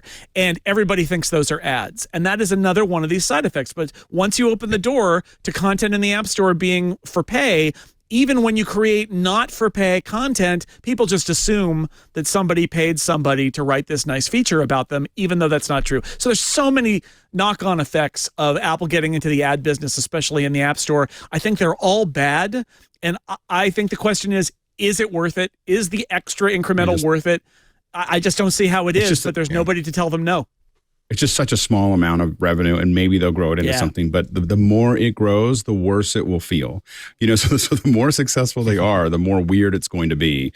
And, especially when they're blocking other tracking and everything else, I completely agree that is just like it's so easy right now because they are a product company. They are not dependent on advertising for them to be above it. To just say, hey, our environments are not that. Our environments don't do that. And it's a nice, clean, quiet place. When we recommend something to you, it has nothing to do with money. It has to do with this is the most likely thing that you'd like. I just feel like that's the Apple. That should be the Apple approach to this, not money grubbing, which is what it feels like. The Apple approach to it is just to keep it covert. As Out of Sync says in our IRC, loot boxes are basically gambling. Yep. And that's how most apps make money, and Apple makes 30% on those loot boxes. It's just more covert, right? It's not as obvious as an actual ad for a gambling app. The NFL advertises and now shares in gambling revenue from FanDuel and DraftKings, and I think that's really tarnished their reputation. But get ready, the radio station I worked at in San Francisco just closed down its news talk in favor of a sports gambling format. This is the way the world is going. It's kind of the crapification of everything. I think the reason the app developers get so mad about this is that because the App Store is their only home that they're allowed on the platform. And that means that basically, like if you're Marco Arment, your entire Overcast business is really built around the Overcast product page. Right. And it's not as if Apple comes to Marco and says, hey, Marco, can we put some ads on your page and we'll cut you in for a rev share? No, Apple says we're going to just put anything we want, including stuff that you hate, on your page, and there's nothing you can do about it, and we get all the money. And you have no recourse because you're trapped in our platform and there's no alternative to the App Store. And that, it's like, again, each one of those is in itself like a little micro offense, but you put it all together and it's super offensive. Back in August, Mark Gurman said this is because Apple advertising VP Todd Teresi began reporting directly to Eddie Q, and that Teresi told Q, I'm going to increase our advertising revenue from $4 billion annually to billions in the double digits. I'm going to more than double it. And apparently Teresi has had free reign ever since. And this was in the Gurman newsletter that said, and it hasn't. I don't know if it's happened yet. They were looking at ads in the Maps app as well. Of course, Google already does that. So who's able to say no to that guy? And right now I feel like nobody's saying no to that guy. Although this week or last week, maybe somebody realized you cannot give that guy free reign, because I hate to make a villain of any person because I don't know what's going on the inside, but I'm just going to come out and say it. I think this guy's a villain. I think this guy his job is to do things that I think are fundamentally corrosive to Apple's products. And the question is not this guy. I mean, I can say he's a villain. He's doing his job. The problem is, who's his boss? Is it Eddie Q? Who is Eddie Q okay with the junkifying of all of Apple's services? Is Tim Cook? Who is there to weigh what this guy wants to do in terms of bringing in incremental, small amounts in most cases of revenue, and weigh it against how much worse the product is. Yeah, but if it gets to $10 billion a year, it's not that incremental. It's not well. I mean, all right. Let's see it though. But it's incremental compared to the iPhone, right? Like this is the Apple doesn't need to do it. Is your point? Whether it's incremental or not, they don't need to do it. Yeah. But also what I find a little bit suspicious is that obviously Apple didn't talk about the ad revenue business, ad part of their business during the majority of the call. Tim was asked specifically about it during the Q&A by an analyst, and he parried the hell out of it. He said, well, privacy is a fundamental right. We're not doing anything that steps away from the blah, blah. And our specific advertising business is not large in relative to others and so forth. That's not me. That is actually not large. We're not Facebook. We're not Google. But we don't release the exact numbers on it. But it's clearly not large. Well, if it's a multi-billion-dollar part of your business, maybe you should. And someone asks you specifically, like asking, are there any metrics, any vectors you can talk about to give us a sense of how big those businesses are? Yeah, that's suspicious that he parried the hell out of that one. The only other one that he parried off, interestingly enough, were questions about Apple's labor relations. So make of that. Also not the best record in the world. Yeah. Interesting. Well, Apple's look at this. I've said this for a long time. Apple's a corporation. They're not your buddies. Of course. Well, and they're not your friends. They have a fiduciary responsibility to the stakeholders to make profit. And I think to some degree, we've really set it up in this country that there is actually a bit of discord between companies whose incentives are to make money and customers who say, well, what about us? And a lot of times what companies do to make money does not serve the customer. But I think that's not their incentive. I think the argument is that they may whatever they make with the advertising, it may cost them more money in the long run. So even from a stockholder position, I would hope they would think that, but they don't think long term. Losing some of the shininess of the platform. Yes, just by having a shinier platform and a quieter platform will probably make them more than the advertising will. It's just an unforced error.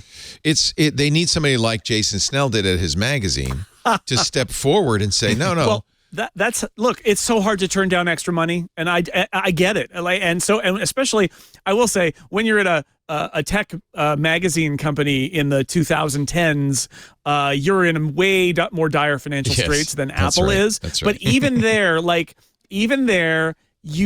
it's so hard to turn down more money, right? Because the answer is, what they'll say to you is, the ad salespeople, like this guy, will say, but it's just more money. There's no downside. There's more money. And the answer is, there is no such thing as a free lunch. There is always a downside. Yeah. But the downside is the bigger picture. And you need someone who sees the bigger picture. And that's why, again, I can't really demonize this guy who I already called a villain, because he's doing his job. The problem is, who gave him his job? Who gave him his incentives to do his job? And who is looking at what he does and evaluating whether it makes sense for Apple's business as a whole? And I get the feeling that up to now, they basically let him do whatever he wants. And somebody needs to say, Todd, that's off limits. Yeah. And I don't think anybody has yet. That's leadership, where you're taking the holistic view of the company, not just this bottom line revenue. We deal with the same thing. Every time I've worked in radio, you take every advertiser who walks in the door. It doesn't matter how horrible they are. And when I started TWiT, I said, no, look, I really would like to make sure that I would like to say no to advertisers. I want to make sure that we only have ads that I can legitimately endorse. And that's a hard, especially when companies are troubled, that's a hard line to hold. It is brutal to be the person who says, let's not take this check that this guy is handing us. Yeah. But that's why you have to be adult enough to have the big picture thing, which is like, what does this do to my business if I take this check? Does it make my product worse and my customers, who are my listeners or readers or viewers or whatever, or iPhone users, less happy? Right. And does that have a knock-on effect that I need to worry about big picture? Because the salesperson their incentive is to sell, because they get probably a commission, right? There's probably even a percentage attached to it. Their job is not to think. It's like they're like a shark. Well, not only that, somebody's cracking a whip saying sell more, sell more, sell more. So it's not their job. They're not incentivized to say wait. No, and it's the job of management to say, okay, not that one. And thank God I have Lisa who understands and I have approval on every advertiser. She understands. Sometimes we're going to say no to advertisers. Sometimes we go. Whew, there was a company about 8, 9, 10 months ago that wanted to They wanted to sell Bitcoin in your 401k. And I said, I don't think we want to do that one. Thank God. All right, I have to take a little break. We'll come back, much more to talk about, but we do have to do an ad of a nice company that we like and approve and think very highly of. Actually, anybody who runs a shop with a lot of Apple devices will want to know about. Maybe you already know about Adigy. Adigy, Addigy, helps you do more than just manage your Apple devices. It's the only fully cloud-based, multi-tenant Apple MDM platform designed for scalability. Adigy gives you the features, the functionality, the flexibility you need to customize and manage your Apple devices how you want. I think probably every shop now is to some degree an Apple shop, thanks to BYOD. But you can ensure your Apple infrastructure is optimized to best support your environment and help your team be as productive as possible every day. Adigy helps simplify Apple IT management by creating a solution that's totally flexible, totally customizable, so any IT team can use it to easily maintain and secure the Apple devices in their managed networks the way they want to. Adigy helps you ensure every Apple device, not just iPhones, iPads, Macs, every Apple device is secure, supported, ready to scale. And Adigy is different because they support some features that I know you want, like zero-touch deployment. You don't want to have to get on every system. You can get new members onboarded securely in under 5 minutes, hands-off. Secure authentication with trusted providers eliminates the security gaps with tested, authenticated features your users can rely on. You get real-time device monitoring, automated remediation, which is fantastic. You can resolve issues automatically before they even cause downtime.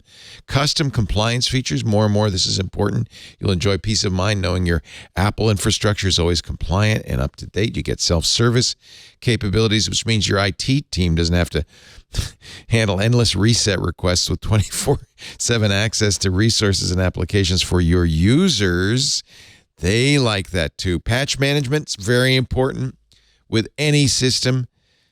Of course, Adigy completely automates your patch management, preventing delays, fixing bugs early, minimizing downtime by rolling out new updates and patches ASAP. And as I said, it's very easy to customize. It'll scale to meet any needs. It'll adapt to any environment. It's fast, free, catered migration, an MDM tool that works as hard as you do at the speed of now. So get started today with Adigy's award-winning support. When you partner with Adigy, you get white glove support from a team of experts who live, eat, and breathe Apple. Apple's not a second thought, not an afterthought, not a second-class citizen. It's what they care about. They care about your success as much as you do. Adigy is not a cookie-cutter MDM. They're kind of obsessed, in a good way, with helping you secure and scale your Apple environment. Sounds good? Let's get to work. Guarantee your Apple success with Adigy. Here's what you do. Go to Adigy, ADDIGY.com/twit. You get a fast, free, and easy 14-day trial. Being proactive doesn't have to be a pain in the asterisk. Start your trial and learn why more than 4,000 companies use Adigy to remotely track, configure, manage, and secure their Apple fleet. Try it free for 14 days. Adigy.com/twit. We thank them so much for supporting MacBreak Weekly. And remember to use that address, /twit, by the way. That's how they know you saw it here. Adigy.com/twit. Some executive movement. I don't know if it means a lot, but, Apple's online store chief, Anna Mathiasen, is leaving. And their CIO, Mary Demby, is leaving. So that's 3 vice presidents in recent weeks. If you include Evans Hankey, who is the design officer, is also leaving the company. I wonder how much of that movement that Apple historically gets is based on the fact that there is a definite ceiling that you are not going to breach, that either you're part of the club that is going to be, one of the elite six, or you are basically going to have a really good career as a vice president of retail, and that's as far as you want to go. But if you want to run an entire company, if you want to have more responsibility than just running retail part of a large corporation, you're gonna have to go someplace else. It is a lot of people leaving in the short span of time, which isn't suspicious, but it's interesting, isn't it? I think it also has something to do with a high stock valuation. And, exactly. And the many splits. Sure. And I think some of these people are going, hey, you know what? I'm just looking at my portfolio here, and I don't have to work ever again. Demby has been there for 3 decades. She's retiring as the CIO. Losing Evans Hankey, I think we talked about this last week. I think that's a bigger deal. She was Johnny Ive's handpicked successor in charge of industrial design. I think that's a big deal. Chief Privacy Officer Jane Horvath has also left. She took a job at a law firm, interestingly. Yeah, I don't think it doesn't mean anything. It's just, it's normal transitions, but I do think there's very little churn at Apple. So I agree that once you get to a certain level, you're probably going to have to go somewhere else to go any further. No, it's a good job. Once you're there, it's got to be a great job. It's like wanting to be the captain of the Enterprise D. The captain is really there. His first in command is turning down transfers to captain of their ships. Yeah, you're going to be on the third seat for quite a while. The one kind of more revolving door is the retail job. There've been quite a few people running Apple's online, not retail, online store. I have that online store, to me, still feels very janky. The back end, there's something, it's not using web objects. I don't think it's there anymore, but no, but it feels like it. It's it feels a little janky. They did that whole thing where it was like the online equivalent of how there's no line at the Apple Store in person, where they said, no, there is no Apple Store on Apple.com. You just buy things wherever you are. And then a couple of years ago, they're like, we need a store. And they put the store back. I feel like they're still kind of getting over that. I think the experience on the Apple Store, having bought a bunch of stuff there, it's gotten better online. But occasionally, I just went there. Okay, this is what I got. So this is the page I got when I just loaded the Apple Store. This is John? I think John's 404. John Ash? Oh, there you go. Store. This is the entire page. The best way to buy the products you love. Store. Oh, wait a minute. There it is down here. But there's a whole bunch of white space there and no products. I see stuff there. So you No, I know. It just didn't finish loading. But I'm telling you, that's some portion of people are going to see that. And I personally see that all the time. I guess I'm used to that. Maybe you don't see it if you're in Safari on a Mac. Maybe that's really the problem, because I'm not always, in fact, I'm rarely on. See, I just refreshed it, the same thing. Store. It doesn't even say Apple Store. Show it again. Store. It just says store. Let me refresh it again. Yeah, no.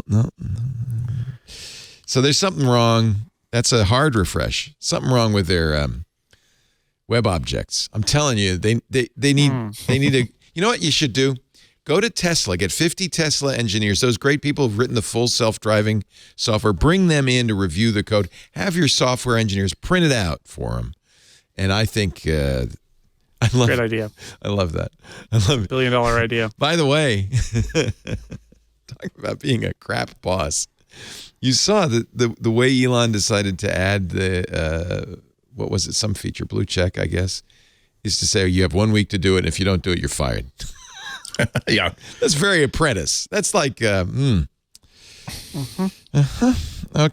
Yep. Glad I'm not working for the way him. to get it all working great. Oh, yeah. Oh, that's the way to get, Nothing like the new guy coming in to say, hey, I created a company for tunneling Teslas between two cities. That kind of genius is applicable to everything. We were staying at the Resort Worlds when we were in Las Vegas last weekend. I'm kicking myself because it was the only place. There's a boring tunnel from that hotel to the convention center. That's it, back and forth in a Tesla. That's the tunnel. And I wish I'd gone in it. It's only $350 for a day pass. You ride all day, all you want, back and forth in the tunnel. It's only about 2 blocks or 3 blocks. It's not very far. But it'll totally scale up. No problem. Absolutely no problem. Just That dig a man is hole. a genius. Genius. Has anybody tried Freeform yet? It's the public beta's out. Have you tried it, Jason? You seem like a public beta kind of guy. Yep. It's I need to spend more time with it, but I feel like we haven't had an app like this in a little while, where maybe Clips, where Apple actually is making essentially what would be like it's like a third-party app from a first-party developer, where they're actually trying to say, we're going to build something using our technology and have it be like using all our latest stuff and be something you can use. I like the idea. It's almost like an iWork app that is like, remember iWork, but numbers and Keynote and Pages, and Freeform is trying to kind of be one of those where it's collaborative if you want it to be, and you can like drop things in and sketch stuff out, and I love that they're trying it. I don't know what I think of it based on the first beta, whether it's something that appeals to me or not, but I really like that they're giving it a shot, and it does show off some of their technologies too. Apple used to be a company where all of the Apple apps were like the models that all the third-party app developers would look to and say, this is what I want to be like. I want to be like these Apple apps. And that Apple kind of has lost their way on that front. So this feels like an app from an earlier era in that regard. It's going to be part of iOS 16.2, which will be out next month, apparently. But you can get it now if you're doing the public beta of iOS or iPadOS. So it looks like a whiteboard, Yep. but can you embed stuff from other Works apps and stuff like that, or iWork apps? You can drag stuff in, and it uses sort of like the natural drag and drop stuff. So if you drag in a web page, it'll give you like a web page preview, and it is a hyperlink, but it's also got the big web page preview. Can you and put you can video in there that plays, or no? I don't know if I've tried that one. The one that I thought was very cool is it actually gives you a reason to use that feature where you can lift a subject out of a photo. Love that. It's actually a good use of that, do that because you all can the lift time. a subject out of a photo and drop it on the pasteboard there on the canvas, and then you've got it cut out, and then you can draw a mustache on them or whatever you want to do. And I mean, I don't know. One of the challenges is it is literally a free-form tool, right? It is what you want to do with it. But I think that's the idea, as a shared whiteboard that can be an accompaniment to using FaceTime or using other iWork apps. I think that's what they're going for there. Yeah, it is a little bit weird though to me that does this merit inclusion into the main release of iOS? Does this merit something that is part of a feature set of every single iPad that Apple ships? And Well, you how get pages useful, and numbers and but those things are. Now, is Freeform something you have to download from the App Store? Or is it pre-installed? Unclear, right? It's in the OS and the betas, but it might be an App Store download in the long run. I don't know that. Because I know that there's a Freeform switch in iCloud settings and in regular system settings. So I would think it would be, if as part of iWorks, it would make sense. It would be. I don't know. It really guarantees that, okay, we are definitely an all Apple shop now, because if we are doing all of our so much of our brainstorming and project management on an app that it does not exist on any other platform, whereas every other platform that has whiteboard and brainstorming software makes sure that it's available everywhere, including the web, that's quite a big ask. But it's a great show off for Apple technologies. I just wonder why Apple is not it wouldn't be happier. I wonder why they wouldn't just simply say, we're going to make sure that we feel as though collaborative whiteboard software is a really, really important sector for all of our products. We are going to be extra indulgent to developers of those apps, and extra hands-on, and giving them access to stuff that other people don't have access to make sure that they can make the most beautiful and competitive apps of this kind. I don't know why, if they decide to make it as part of the actual operating system, I don't know why they would do that. I'm not questioning it. I'm saying that it doesn't make instinctive sense to me. My question is it Clips, as you said, Jason, where it's just some guy wrote it and throw that in? Or is there something deeper there? Like, is it going to be an augmented reality thing? Is it some I think it's more strategic, and I think it spins out of these collaboration features that they added. Although, to Andy's point, I feel like there is a group, it's like a consensual hallucination within Apple, which is, let's pretend, and it is true to a certain extent, but like, let's pretend that there are work groups out there in education and in the regular working world that only use Apple devices, and they use Apple's apps to collaborate, and they use our new, because they added these new collaboration features that basically, they're very clever. What they're using is they're like using iCloud and Messages, and they're tying documents together and letting you share them, and you can collaborate in a document and comment on it in Messages and all that. So there's this premise that's like they're using only our tools, and like, oh, those people who we've created, theoretically, need a whiteboard, so let's make a whiteboard for them. I think that's going on, and I think also the reason that it's tied to the operating system release is probably in part that they're tying it to those collaboration features, and that's probably where Messages, it came from. Is we want to create a way, a shared, some space between Messages and Pages or Numbers or whatever that is, and there is an API for third-party apps. Like, we want to create a whiteboard space, and we don't want to build it inside of Messages. So we're going to create a whiteboard space that's tied to those Messages features, and I suspect that's why we ended up with this. Yeah, that was a big takeaway from WWDC, where they introduced Freeform.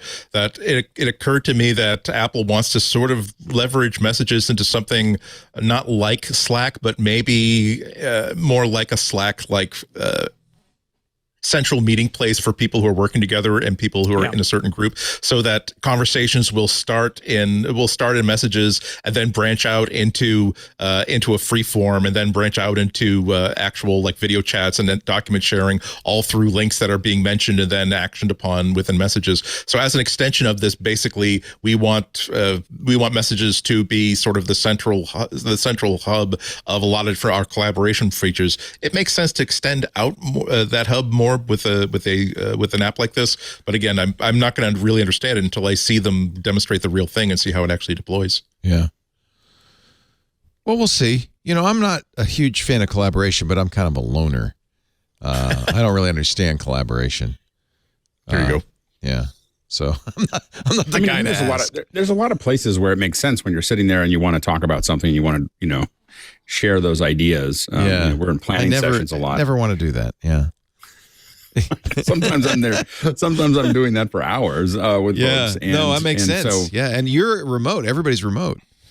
Yeah, I went. Very rare for us to be in the same when I room did at the that same time. Krasny show. I said, "Where's Shannon, the producer?" You said, "Oh, she's in Florida." It's like, oh, you can't tell. You can't tell with what you do. Everybody's. Right. It's weird. Well, and I've been doing that for 20 years, and so you get used to it, and it's just a matter of figuring out what those tools are. I think it's really is the future. So maybe that's what Apple's saying is, well, we know you're going to need a collaborative whiteboard, so let's make it. I just want to see. I want to see something more like Google Wave or OpenDoc, where it has components. Microsoft's doing something like that called Loop. That's similar. It has a handful of components, then it has so many components, and then they close it. That's why. Wave was like everybody who used Wave thought this is incredible. But the problem with Google is that they'd always start really simple. Like someone go, okay, we're going to start simple, and we're just going to do an MVP, and it's going to come out the door, and then they just put the kitchen sink in, and then everyone's overwhelmed, and then they're like, oh, this doesn't work, and then they just quit. So that seems to be the. And poor Gina Trapani wrote a whole book about it. Yes, it's kind of sad. Good to RIP Hangouts, which officially died today, I think. Today's the last day for Hangouts. Yep. Wow. Another only cool thing in product. The only cool thing in G Plus.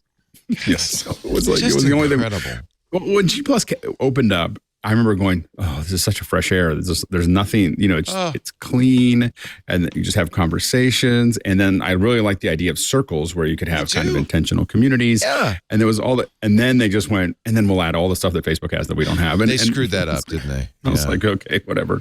But Hangouts was cool. But I bet they wonder, though, gee, now that Twitter is self-immolating, I wonder if let's bring Google Plus back. I think someone probably wished they hadn't. I think they burned the code. Yeah.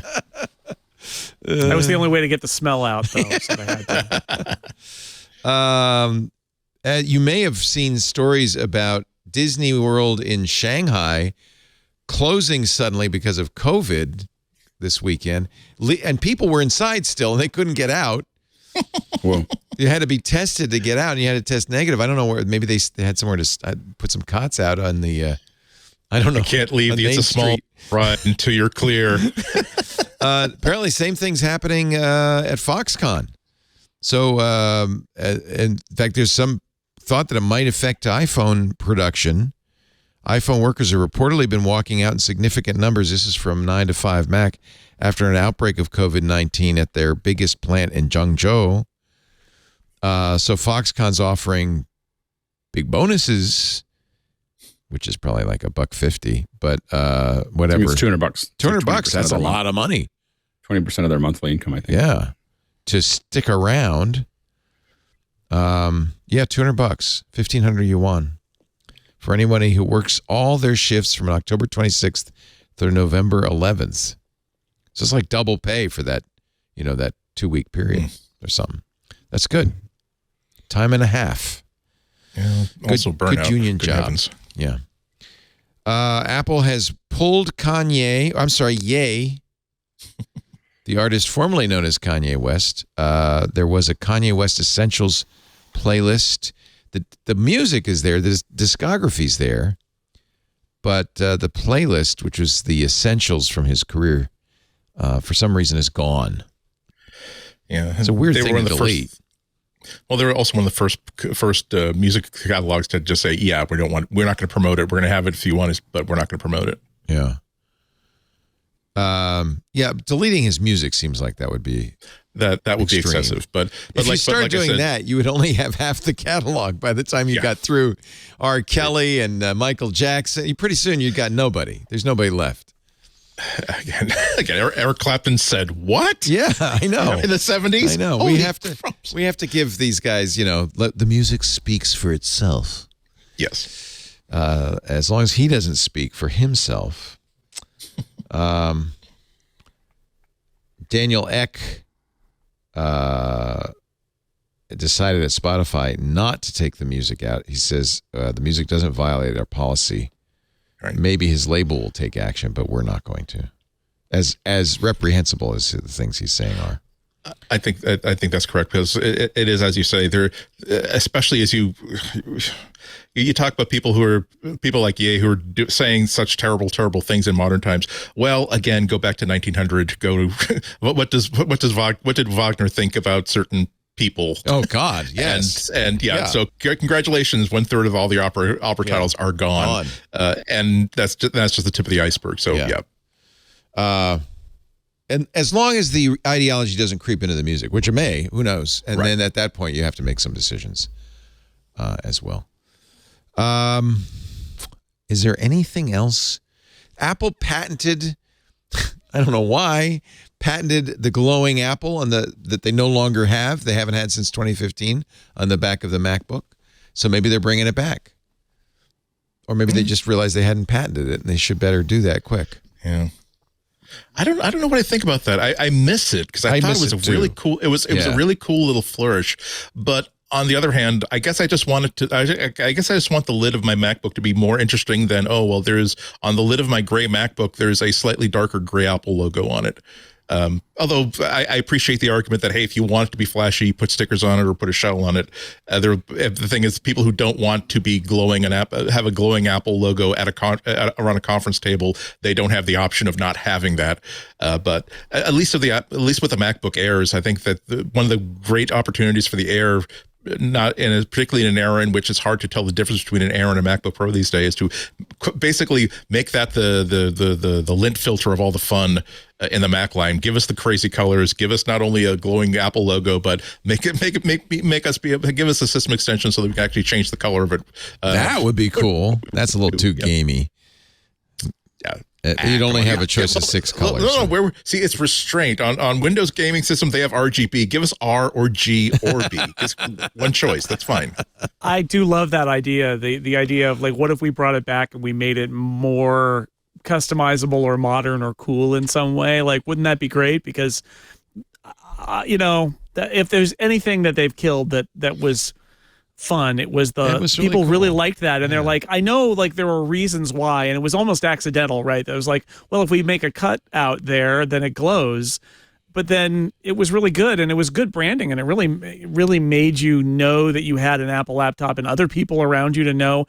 And for whatever reason, some killjoy in manufacturing was like, oh, no, let's not do that. And, now they've got their little polished Apple logo there, and it's fine, but I would love for the glowing logo to come back. So I bought the midnight. I couldn't resist. I bought the Midnight Blue M2 MacBook Air, knowing that it was fingerprint city. But I just put a clear case. It's ugly. It's beautiful. But I put a clear case on it, so it's like the museum quality Midnight Blue. And then, whenever I put a case on an Apple or any laptop, I'm really tempted to put stickers. So it'll probably end up having a bunch of stickers obscuring the Midnight Blue. But I have to say, and I'm glad I bought that. Remember, I was agonizing, like, what am I going to do when the new MacBooks come out? Well, they ain't going to come out. When will they come out, do you think? March? Gurman says March. I think it could be earlier than that, but sometime in the first 3 months of next year, yeah. Not June. We don't have to wait till WWDC. I don't think so. No. And why are they waiting?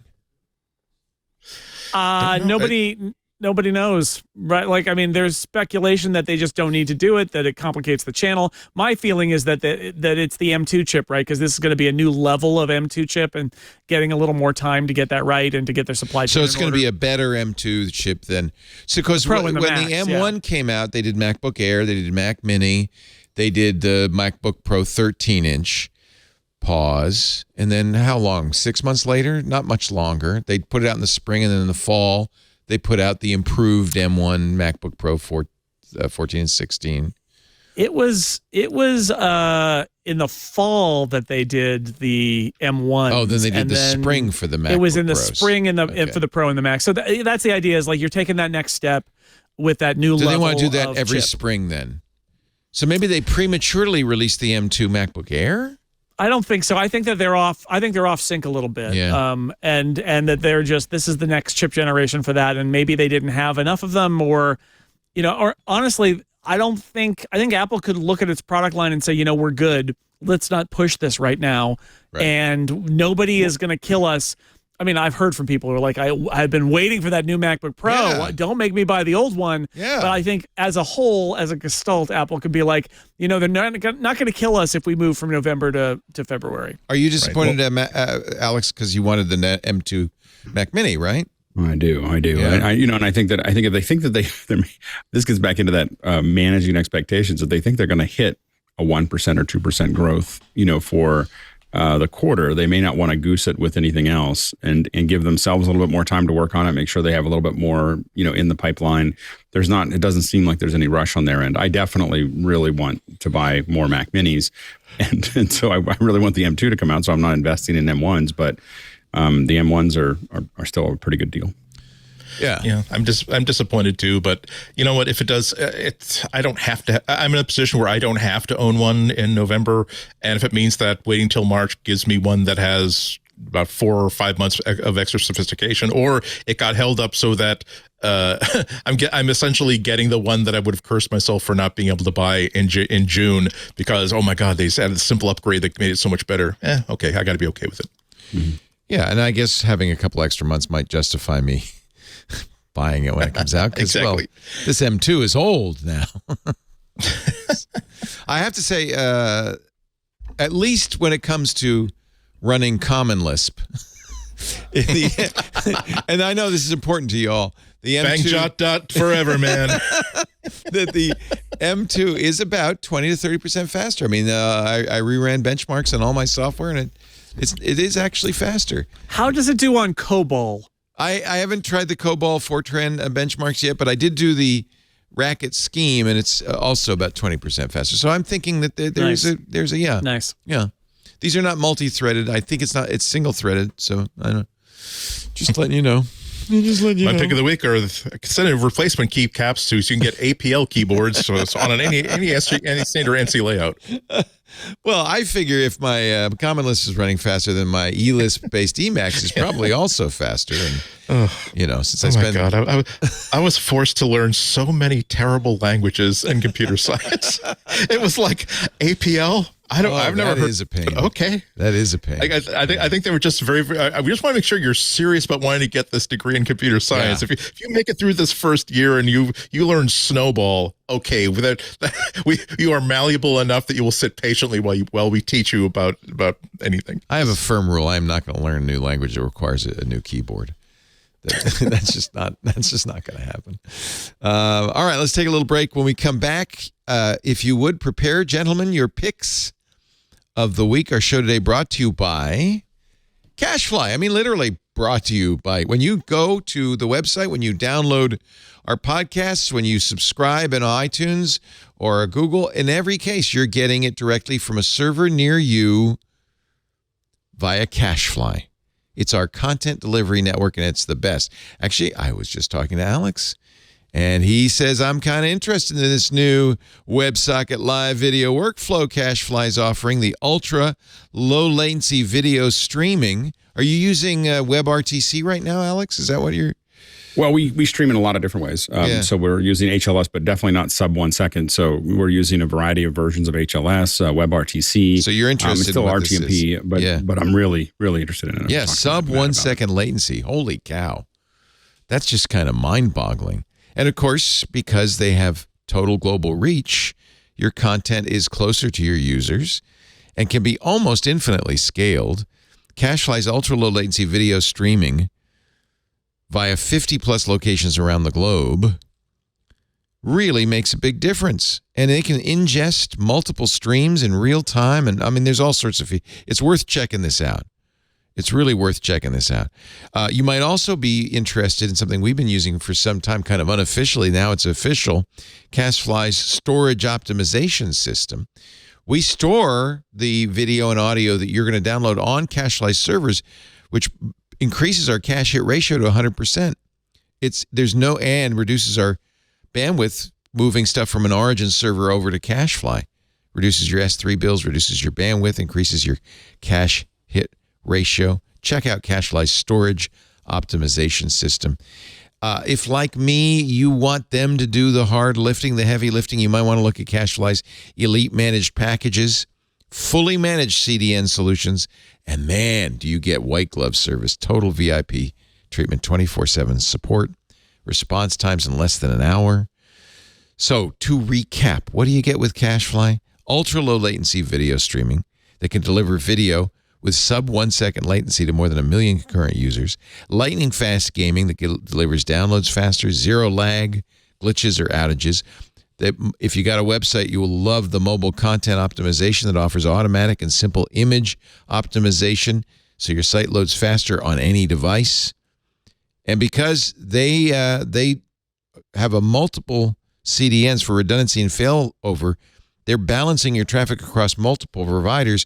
You're getting the shortest routes, and you're getting amazing uptime.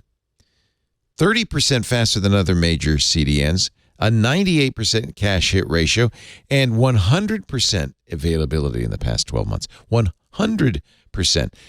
100%. CacheFly's 10 times faster than traditional methods on 6 continents. They saved our bacon when we started TWiT. Let them save yours, especially with that 24/7, 365 priority support. They're always there when you need them. Learn more. CacheFly.com. CacheFly, CacheFly.com. Thank you, CacheFly, for making everything we do possible. Alex, why don't we start with you and your pick of the week this week? So my pick of the week is a app called Moises. I believe that's how you say it, and Moises.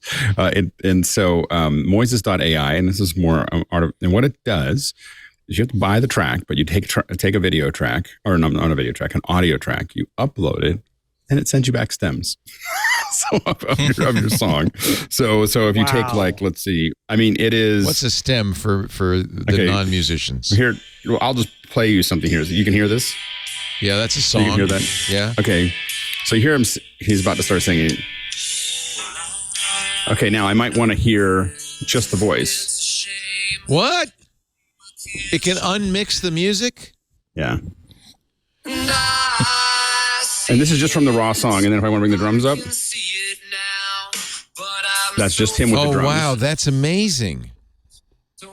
There's the bass. This guy's a long way from taking the arm of the turntable and reversing the polarity. Well, and then if I want to take the voice out to sing with it. Oh, my gosh.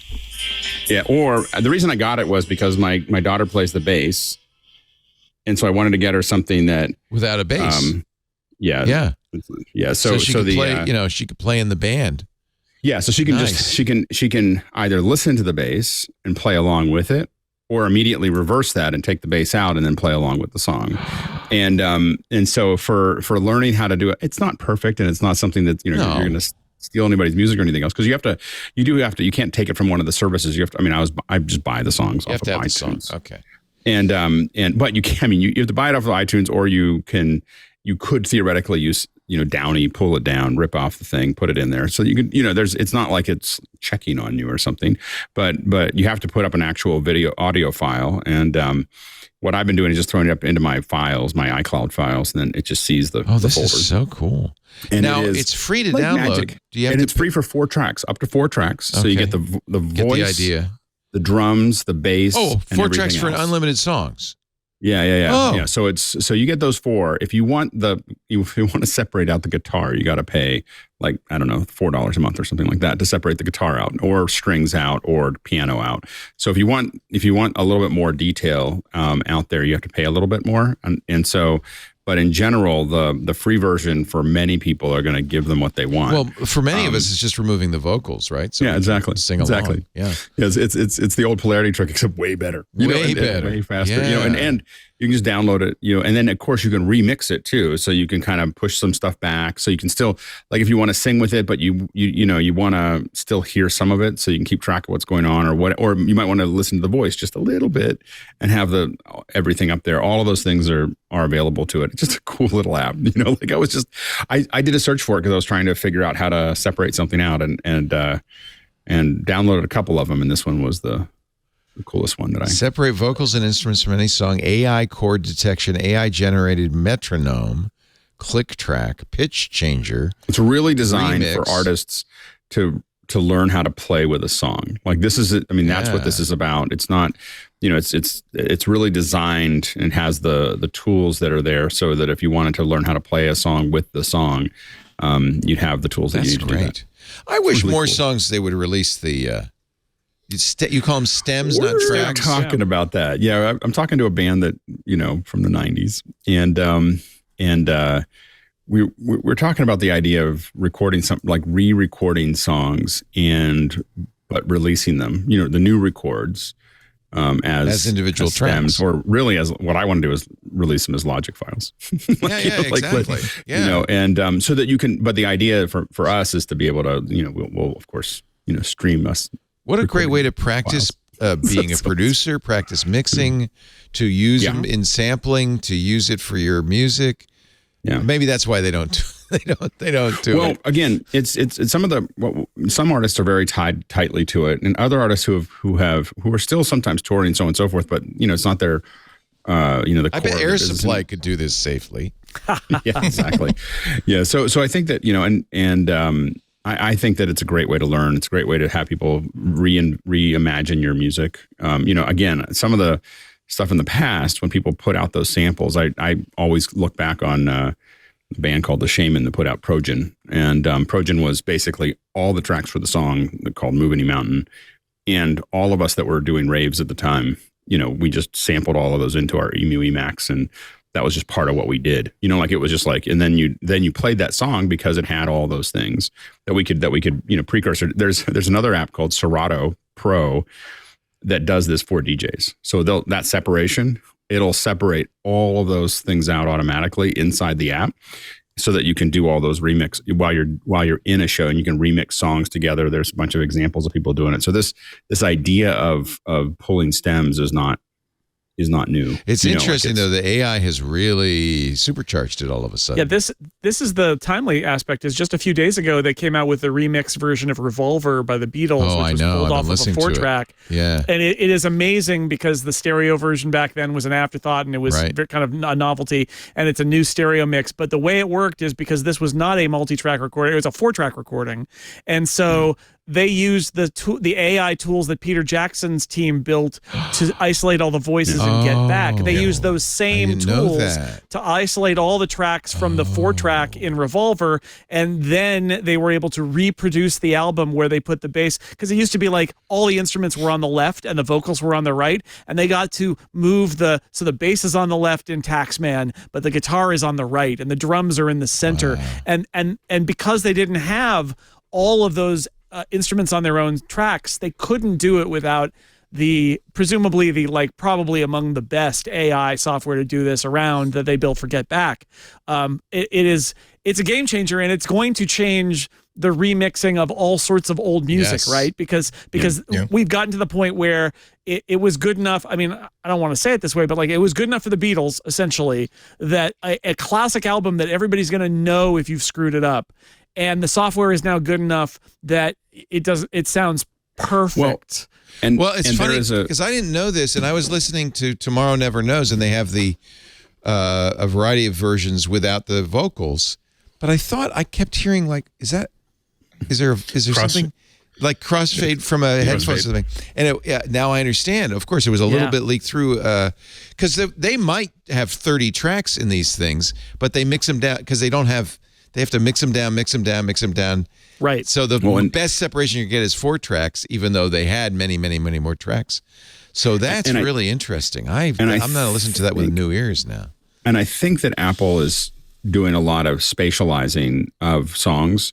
So there's songs that are remixed from the tracks, especially in the modern tracks. The last 20 years, people have the tracks, or a lot of them have the tracks. So those are getting remixed. And you talk to people in LA and New York, and there's just all these houses have lit up to try to take advantage of Apple spatializing stuff, and everyone wants to be part of that kind of wave. And so everything's getting remixed right now.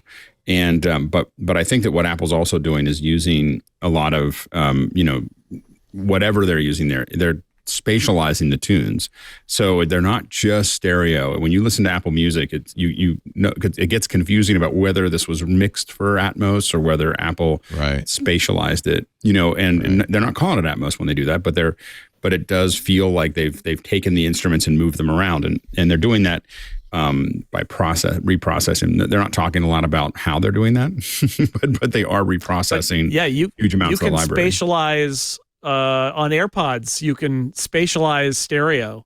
Yep. And that's exactly what they're doing, is a processing of the stereo image to try and create a wider image. It's wild stuff. Yeah.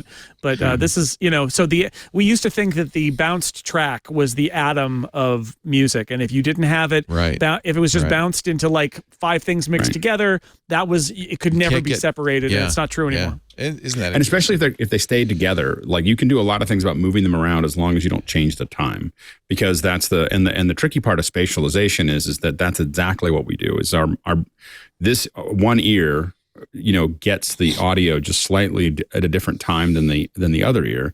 And as a result, that's how we figure out where it is, where something is. It's not based on loudness; it's based on timing. Right. And so they have to retime things in micro, things to move things around in space for us. This is a big category. So we were talking about Moises, MOISES.ai, but the chat room's come up with a bunch of other tools. Yeah, there's lots of them, like Neural Mix Pro, which is available in the Mac App Store. There's an open source product called Deezer Splitter. Works with Deezer. So there's a lot of these, but Moises, I'm going to have to try. This looks really cool. The Musicians app, iPad and iPhone. Very interesting. Andy, pick of the week. Mine is something I actually hinted at last week. It is the Panic Playdate. So jelly. I'm so jelly. Yeah, it's I pre-ordered it like last year in July when on the day the pre-orders first went up, and it took until like last month for it to actually ship. I was in group number 3, and I really like it. It's if you haven't, you might have heard of it. If you haven't, tiny little game. Oh, it's handheld cute. console. It is very, very cute. It's fun to watch like conventional game reviewers review it and say, oh, it's stupid. It has a black and white display. It's not even black backlit. And it has a crank, and maybe that's going to be just like a gimmick. And that would be very, very smart things to say for a lot of different systems. But this was like the people at Panic were there. They were not trying to create something that would compete with Nintendo or anything else you've seen. They really wanted to create something that was as unique as this. And it's not often that I will pre-order on hardware, on a company that's never shipped hardware before. But I've loved their software and also their Mac software and their games so much that I knew that they would do something really, really interesting with this. And also I like the idea behind it. It's also my idea of gaming. I really don't want a Nintendo Switch. I don't want this handheld that gives me $60 games that will spend me weeks and weeks and weeks to get through. I kind of want something that's trivially small that will be in my pocket, that will give me diversion on little pocket games. And one of the things I liked about it was that of course, the big question is, it's a brand new game platform, but where are you going to get the games from? Well, they said that you buy this and you will get basically there will be a season, like a TV season of games that will automatically be sent to the device 2 every week. And as you can see, it's a new week, and maybe you can see on the startup screen, it says, hey, there are new games available. So if I just if I wake her up and then just tap a button, see there's a little gift box, and I tap on that. And anyway, and so basically the 2 new games this week will just simply download to my device, cute. And they're wrapped. They're wrapped. You don't know, yeah. And it has Wi-Fi, has Bluetooth. It's not a backlit screen, but it's a super, super, super high contrast, high definition black and white screen. So yeah, it won't work in the dark, but so long as there is some source of light in the room, I find that's good. The games themselves, most of them have been very, very interesting and quirky. They're not designed to be part of a monologue joke the next day because on late night TV because they're so popular. They're designed to give you amusement for hours or days, and they have been very, very unique in how well they work. The only complaint that I will make about it is that I dearly, dearly wish that as part of the developer docs, that their developer docs are available on the Playdate site. I wish they said, please, please, please make your opening screens have documentation and explain how your game works. Because the only times that I've had now 6 games, the only times I've had bad times with them is where they just drop you in. They're not going to tell you what the mechanic is. It's not the sort of game where part of the fun is figuring out what the mechanic is. It's where it knows what the rules are. It's not going to tell you what the rules are, and then it's going to humiliate you for making mistakes because you don't know what the rules are. And so, if at the very least, I wish that the developers of these games would, by the way, go to our website and we will explain. Here's how you score points. Here's what we're expecting you to do with this game. That's the only negative experience I've had with it. But as I had hoped and as I'd expected, it attracted a lot of very interesting and creative people to create games for this.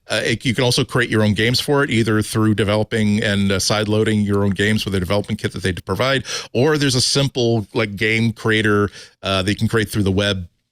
So you can create your own games. There's already about 200, I think, third-party games have been released for this that you can either buy through a game store or download for free and sideload. And apparently there's going to be a second season of games coming. I don't know if that's going to cost me any money or not, but as I said, I bought this it's not super cheap. It's $179, but I figured that for at a price per game of having an interesting piece of hardware and something that would get me sort of like something fun to play with when I'm waiting for a train or a bus, and another cute little adorable gadget to have. For me, that was a good price. If you're looking to spend $200 on interesting, quirky gaming, and you don't instinctively love this idea, there are other options out there. Evercade costs like $150, and it's like a kind of like a Nintendo Switch that uses cartridges that are based on truly like 1980s, 1990s vintage games, whether Commodore 64 or arcade. So that's not going to be for you. But if you really are the sort of person, wow, that really looks very, very interesting, and I'm looking for something that's kind of different and unique, then I think you might be very, very happy with this. You're going to have to wait for it, because they are, to their credit, Panic is under promising and over delivering. They are being very, very upfront about the fact that we are making these in like 10,000 units of 10,000 at a time. Here is when we believe we will be able to start shipping things, and I'll be darned, as soon as they said, they predicted when they would start shipping Wave 3, my Wave hardware, and that's exactly when they started to ship. And they actually delivered more games with a subscription than they actually promised. So sit tight. It's going to take you a few months to get it, but it's going to be it's a good fun. It's a good you time. have one. Jason has one. I'd ask you guys. You get tired of it after a while? You think it's the kind of thing you play with for a little bit and then it ends up in a drawer, or no? I would say no, but then again, I've only had mine for like 3 weeks. I think that when it comes to, ask me again after I've had all 24 games and it's about a month later. These aren't games that are designed to give you side quests and downloadable extra content. That's Nintendo Switch stuff. This is the sort of stuff where either it's a big variety. Either it's a very simple sort of like mobile style arcade game where you're going to have a lot of fun with it with a few days, and then you'll feel as though you've done whatever you can with it. 2 little adventure games that might take you like a week or 2 to get to the very, very end of it. But I do think there are the sort of games you'll play for about a week, maybe 2 weeks, and then you're done with it and you put it away. But they're usually more games coming, and if that's why I did the financials on this based on if I were buying games for my phone at a rate of like $3 to $4 each, would I buy these like 24, 25 games? Actually, a little bit more expensive than that, but that's on that basis, and also because of Panic's reputation for doing really cool things, I decided to go in on it. How about you, Jason? Where's your Playdate? Yeah, I got it in the first wave, so I've had it for a while. I think 24 games, there are just games in there I have not even begun to scratch the surface. I'm not playing it as much as I used to, but I think that a lot of it is the fact that screen, I love that screen, and I know why they made it the way they did, but the fact that it isn't backlit means you have to be in a context where you've got the play date, got time to play a game, and are in a well-lit location. And I don't find myself in that situation as much as I'd like. So when I do, there are some games that are very replayable on there. There's a sort of Asteroids-esque game that I absolutely love. There is a pattern matching game that is brilliant. I think what you end up after you get your 24 games is you'll find like there are 5 that you're obsessed with. That's good. There are 5 that are 5 or 10 that are okay, and 5 and 10 that didn't click for you. But in the end, like, I think it's supremely playable. Plus there are a bunch of third-party games now. I just think the it's not a fatal flaw, but the biggest flaw about it is that because they went with a non-backlit screen, there are lots of contexts where I would play more games, and literally it's not bright enough. Like under the covers at night. Well, even like in a room that you wouldn't say is poorly lit unless you were trying to read a book. Right. It's the same kind of thing where you're like, wait a second, I got to turn on a light and I got to shine it at the right angle so that, and a book you can kind of angle and just hold the book with, but this is a little gaming device. So you have to angle it and hold on to it and play the game. And it's just a little awkward. I hope they do another Playdate in the future with a screen that is that does light up at some point, because it would make it a lot more portable that way. Yeah. On the plus side, that makes the battery last a lot longer. I agree. What's the battery life on it? 14 days standby, 8 hours active. I find that the way I play it, it lasts about a week for me. Because again, it's not like Red Dead Redemption where it's like I'm going to be in story mode for 4 hours. That was another advantage to me for it, that I don't like devices where I have to remember to keep charging it. I want it to be able to be, I can pick it up and take it and use it whenever I want to. The same reason why I like having my Walkman digital music player. That it's not a complicated one. It's a very simple one, but the battery lasts like 2 or 3 or 4 weeks. And for that, it does what it was meant meant to do. It is a device that will only play games for me. I pick it up for exactly that purpose, and it gets to that purpose when I pick it up. Also, I should say, very, very well made too. If you think about that's from Teenage Engineering, those guys are incredible. And they know that they know that like a game crank is probably going to like get a lot of abuse. Is very, very solid metal. There's some games where you really have to like crank it very, very fast, and I'm no longer afraid of breaking the thing off. So you will when it arrives, you will feel as though, okay, I get why this costs $179 and it's not like a $49 thing at Bed Bath & Beyond. Yeah. No, the Panic, which is a great software company, outsourced the hardware to a company that really knows hardware. So, Teenage Engineering. Yeah. Jason Snell, pick of the week. I've got an indie Mac app for you. It is called Retrobatch. It's from Flying Meat Software. Gus Muller over there, maker of Acorn, the excellent image editor. I love Flying Meat. Retrobatch is a $30. There's a $50 Pro version. It's a $30 app, and basically it's automation workflow for images. Oh. So if you're somebody who has to process lots of images, you can build fairly complicated. I'm actually it's a nodal editor. No. Yeah, so for my book about photos that I'm writing for the Take Control, they actually have a workflow for this that like it's got like a bunch of rules, and then depending on the image, it drops a drop shadow and it changes the margins, and then it writes the images out, and you can have very sophisticated workflows that you build, and you can set up droplets, so you drag an image in and it processes it and takes it to its destination. It's one of those things that, again, it's niche-y. You got to be somebody who is batch processing images, but if you work on the web, if you work in software development, or writing books, whatever it is, I find myself pulling out Retrobatch. It's only a handful of times a year, but what ends up happening is I look at something and I go, oh no, this is going to take me forever. And then I think it won't, because I'm going to set up a quick Retrobatch and drag my 100 files in, and in 30 seconds it's done. So it's a really great app. If you need it, right? If you need to, if I said batch process images and you're like, whoa, that's me, why have you not gotten Retrobatch already? Check it out. So there's a regular version for $30 and a pro version for $50. Yeah, that adds a bunch of scripting stuff and really super nerdy stuff if you need that level of control over it. But it's just, if you think about it, it's a really quick automation for images. If you're somebody who has got a bunch of images that you want to save out in order to put somewhere, and it needs to be a certain size, and it needs to be in a certain JPEG format or whatever, like you add in a couple of nodes really fast and then drag your files in and press go, and it like instantly spits out all of the results. And you can set how they're named and where they go, and like it really is quite remarkable. It's a great app. A lot of the back end stuff of Acorn is built into there, I imagine. Yeah, this is basically Acorn automation happening here. Yeah, really cool. Wow. And of course, we've been recommending Acorn for years, maybe decades. Flyingmeat.com. Well, that's it for this episode of MacBreak Weekly. If I might, I'd like to entice you into joining our club. Increasingly, it looks like the best way to do an independent podcast network is to have the listeners support it, and your support is very much appreciated.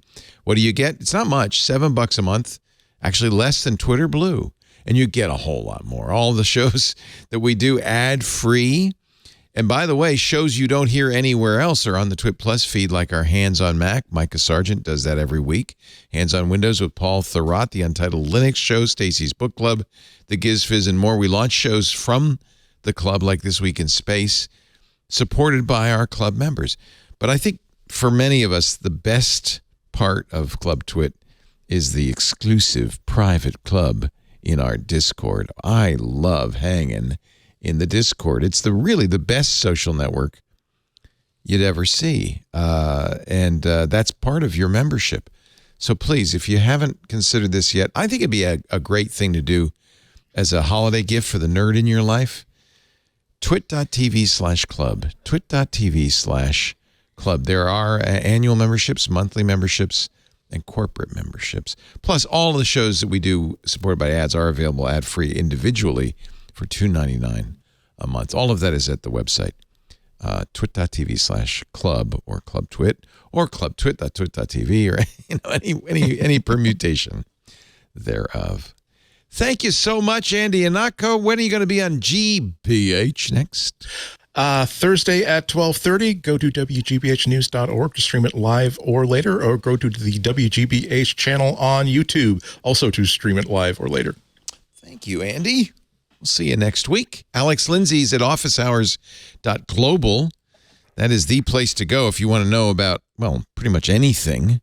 You can participate in their morning Zoom calls. You can see all their stuff after the fact at officehours.global. I want to do this. You were doing the Stream Deck. Stream Deck. Yeah. Whole hour on Stream Deck. We're just starting to scratch the surface. I didn't realize we could switch the TriCaster with the Stream You could Deck. have, and as you can see, you can just stack them up. You can just keep on adding more Stream Decks to the whole thing. So we with some power users talking about Stream Deck and Companion and central control and how they all integrate and how to make them work. And yesterday we were talking about Zoom ISO, so we're really digging into how a lot of power users ready talking for about Zoom ISO. Yeah, yeah, watch and that, John, I'm sure. And then tomorrow we have a Foley artist. Focus on Foley. We're going to talk about Foley. It's going to be great.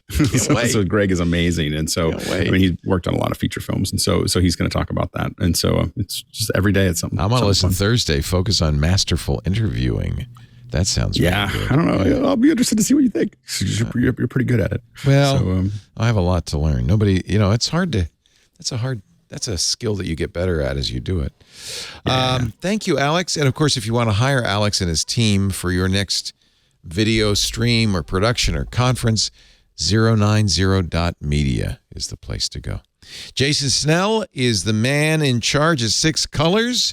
Get his color graphs and a whole lot more great Apple coverage, 6colors.com. He's also a masterful, dare I say, incomparable podcaster. Oh, I see what you did there. Clever, huh? So, theincomparable.com, a whole network of shows that spun out of the pop culture podcast I do every week. And some more over at relay.fm too for tech podcast-y sort of stuff. But 6 Colors, it's all linked to from 6colors.com. It's easy to remember. Just go there. Yeah. 6 Colors. I made him make a podcast page. Yep. You did it. 6colors.com/podcasts because he has so dang many of them. Yeah, check out Robot or Not this week. John Siracusa and I talked about zombie robot spiders. That was fun. What is a robot or not? It's not a robot. Spoiler alert for Robot or Not. It's not. An undead zombie spider robot is not a robot. It's just a dead spider being controlled by people. Well, that's what you say. And we did a werewolves episode where somebody prompted us who's like an expert on werewolves, apparently, self-appointed. Wow. And the good news is they approved of our episode, because that's the scary thing, right? Is they're like, I would like you to rule on whether werewolves are. I think that question was, are you a werewolf all the time, or are you only a werewolf when you're a wolf? And that's a good question. I forget what we ruled, but we were told we were correctly. So that's a good question. Not a long show, 5 minutes, but oh no, it's an anti-podcast. Everything it's like 2, 3, 4, 5 minutes. Sometimes the theme song is the longest part. It's great fun. It's me and John Siracusa deciding. John, I ask him, and he rules on whether something is something or not. It's the hors d'oeuvre of podcasts, the amuse-bouche to listen to before you begin your big meal, which is That's right. Show. That's right. I do a lot of 90-minute long podcasts, and I do one that's 4 minutes long. It's great. Good. You should have named it amuse-bouche, frankly. Thank you, Jason. Thank you, Andy. Thank you, Alex. Thank you all for listening. We do MacBreak Weekly, Tuesdays, 11 a.m. Pacific, 2 p.m. Eastern. We are going back to standard time on Sunday. So the next time you hear us, we will be at 1900 UTC. You can figure out what that means in your local jurisdiction. I say that so you can watch live or listen live at live.twit.tv, chat live at irc.twit.tv or in the Club Twit Discord. You can download shows at your own convenience any old time UTC from the website, twit.tv/mbw or YouTube, where we have all the shows in video format. And, of course, probably the easiest thing to do is to get Pocket Casts or Overcast or Apple Podcasts or Google or whatever your favorite podcast client is and subscribe. That way you'll get it automatically the minute it's available on a Tuesday evening. Thank you all for being here. Now get back to work, because break time. is over. Bye-bye.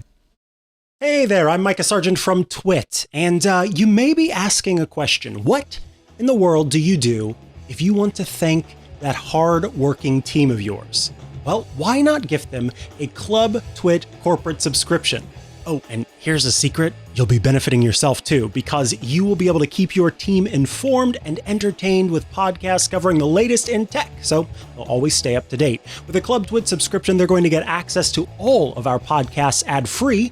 They'll get access to the members-only Discord server where they can chat with fellow Club TWiT members and all of us here at TWiT, and exclusive shows like Hands on Mac, Hands on Windows, and the Untitled Linux Show.